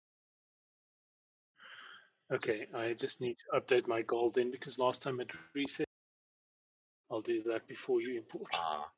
Are you? Yeah, actually, that's my bad. I think I had currency checked. So if we're going to be tracking gold and stuff in Foundry, then I will uncheck that for everyone. But and okay, I've already. Yeah, I'll fix the spells. But so with the 10, was that the first one? Yeah. Okay, so Yeah, that. the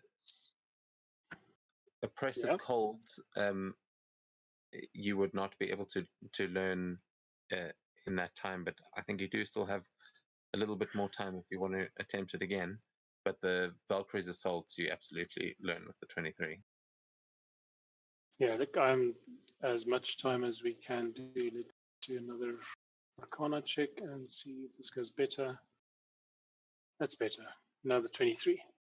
Okay, yeah, so the oppressive cold is on there as well. I will edit them so that they work properly. But yeah, I think is that everything for downtime, or have we still got? Yep. I still I'd like to train with Svenja if he's still looking for something. I think at the moment I've got what I needed: the maneuver plus the 3 spells plus presumably some some performance training around towards my 200 hours of practicing my craft, plus training with Ingvild about how to tomorrow things. I think that's enough role play for 100 odd days of working. There's weaving in between and telling stories and stuff that she does. It's not all train. So it's a busy 20 weeks.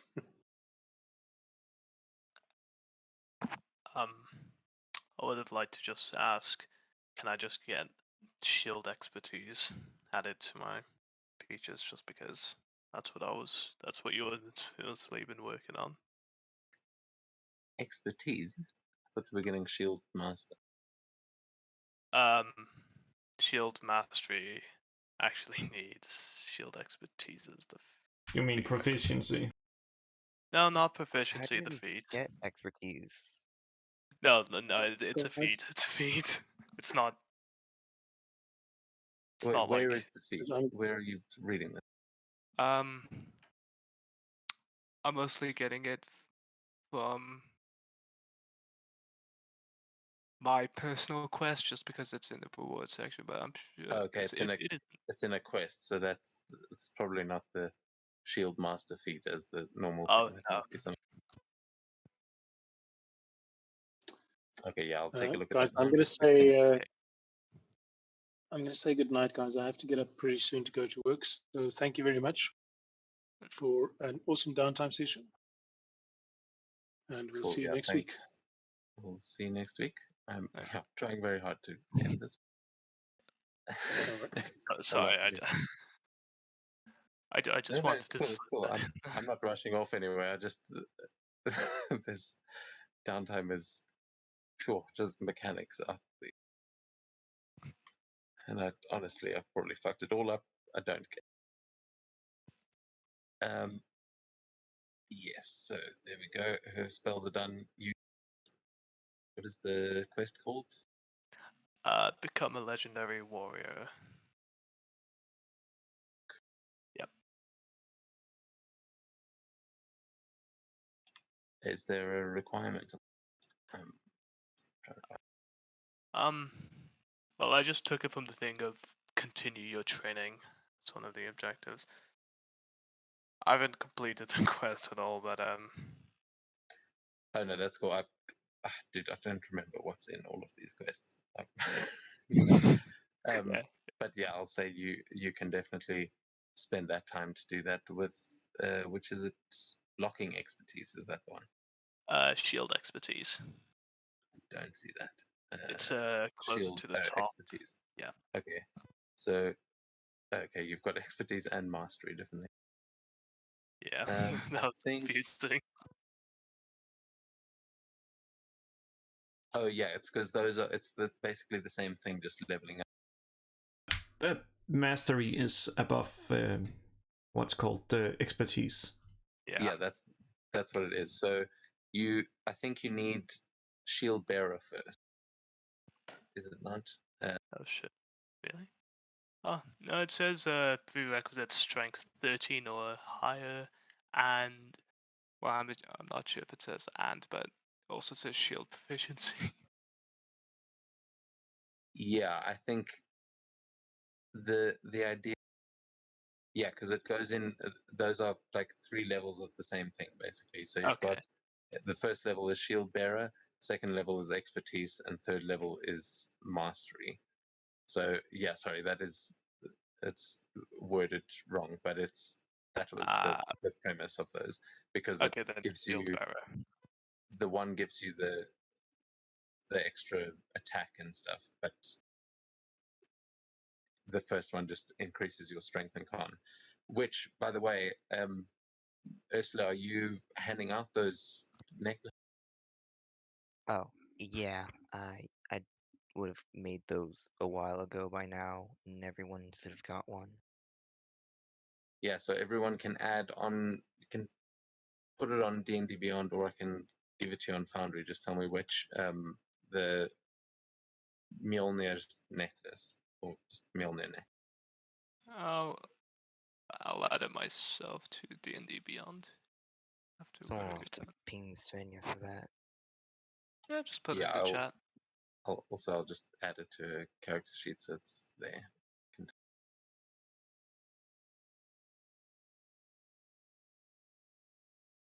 Okay, where is your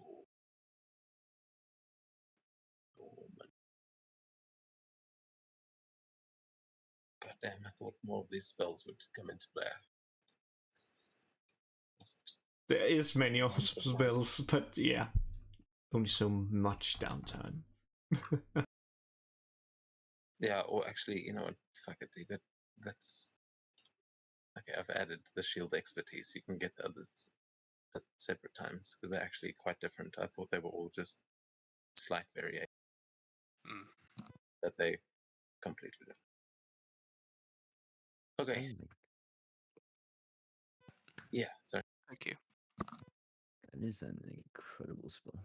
I should do that next time. What was there something else you wanted to?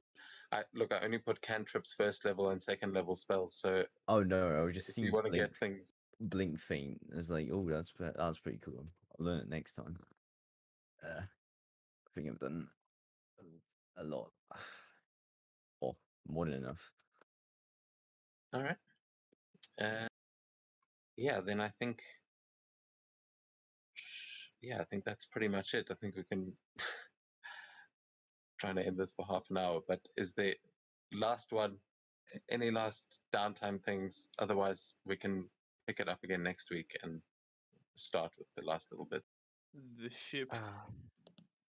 The ship.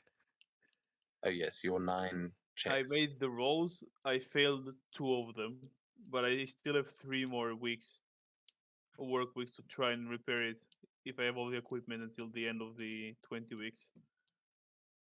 Okay, I'll say you can remake those rolls with one of those weeks and leave 2 weeks to do a spell or something. Just give me 2 more d20s, and you know what you have to.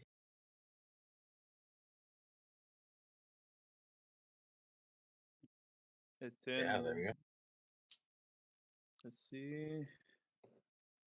Oh At no, 10, the 10 would be enough, but the 5 will still fail. okay. So, and that's all the checks that are left, right? I have only 1 check. Okay. I have 1 week and 1 check to succeed, and that's it. Okay, so that'll be basically when you get the rest of the materials and stuff. You're Okay. like, okay, everything's ready. I just need a week to finish this thing off, and it should be ready to sail. There's like, it is now a feature of the town. This like mostly built ship that is just just waiting for the resources. But yeah, you may have some time to go on a little expedition before all of those are ready. Yeah, that's it for me. Awesome. Anyone else?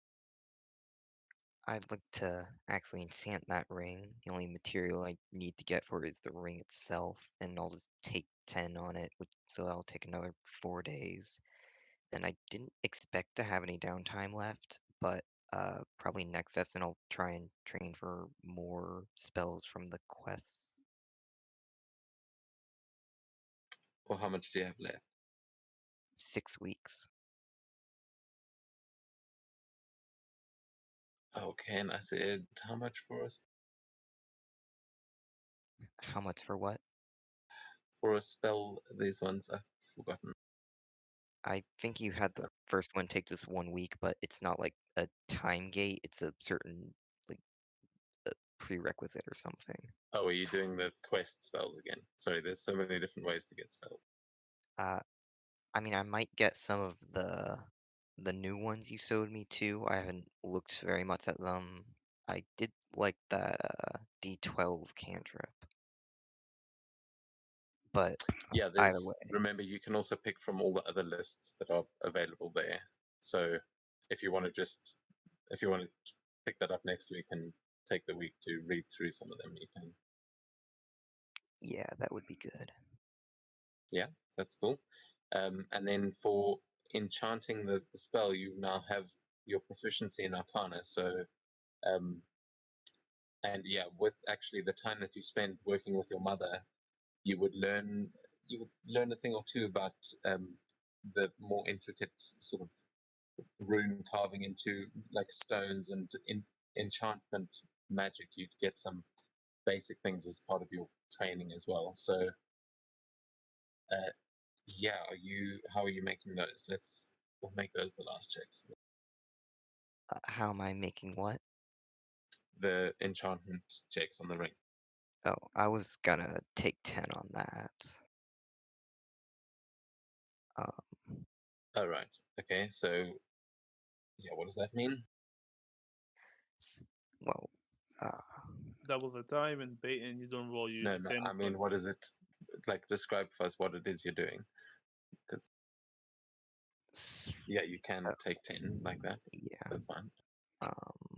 First I'd need to buy the ring, which doesn't have any cost associated, so I'd get a nice little 5 gold ring or something. And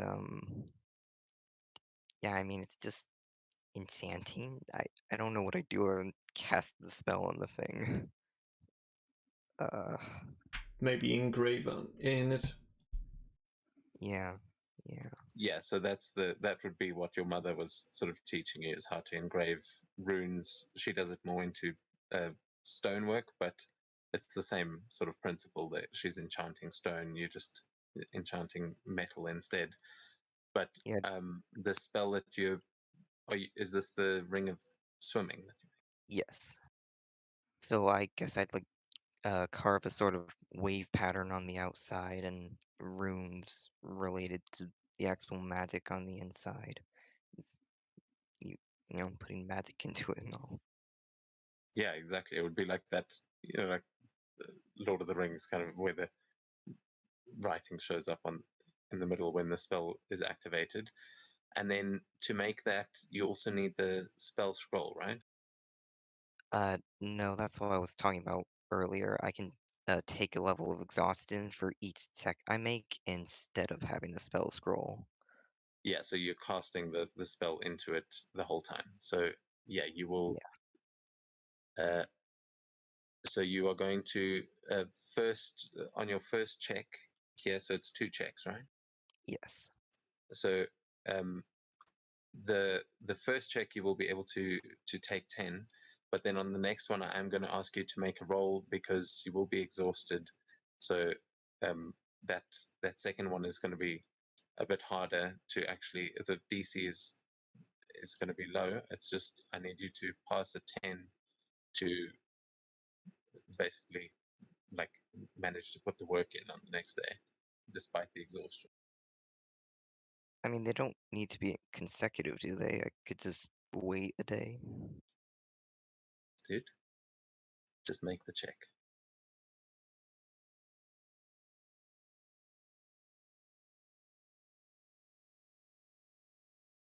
I don't have Arcana proficiency on the seat yet, so I'll click Nature.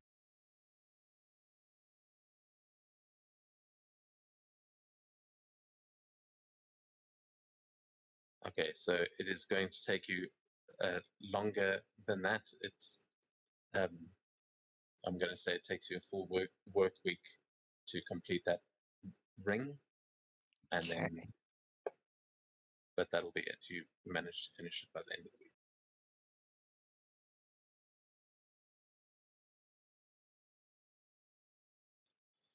Okay, is that it? I think so.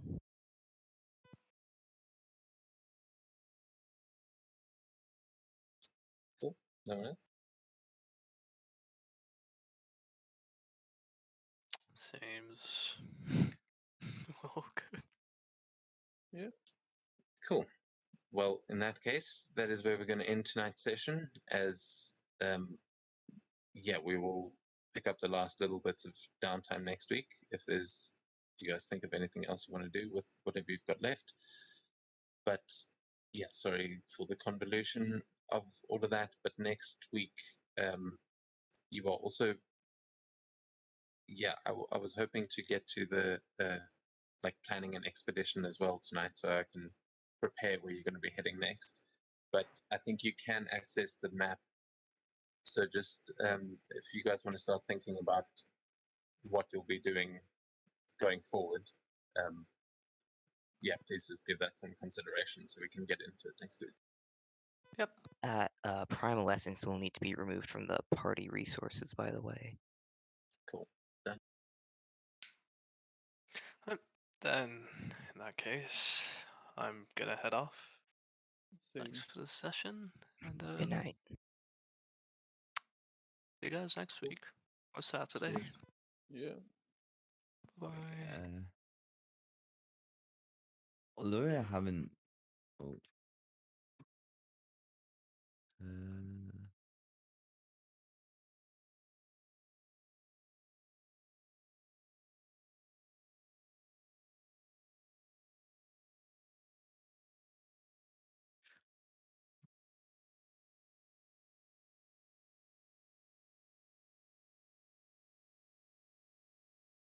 right, I'm gonna head off as well. I'll see you all.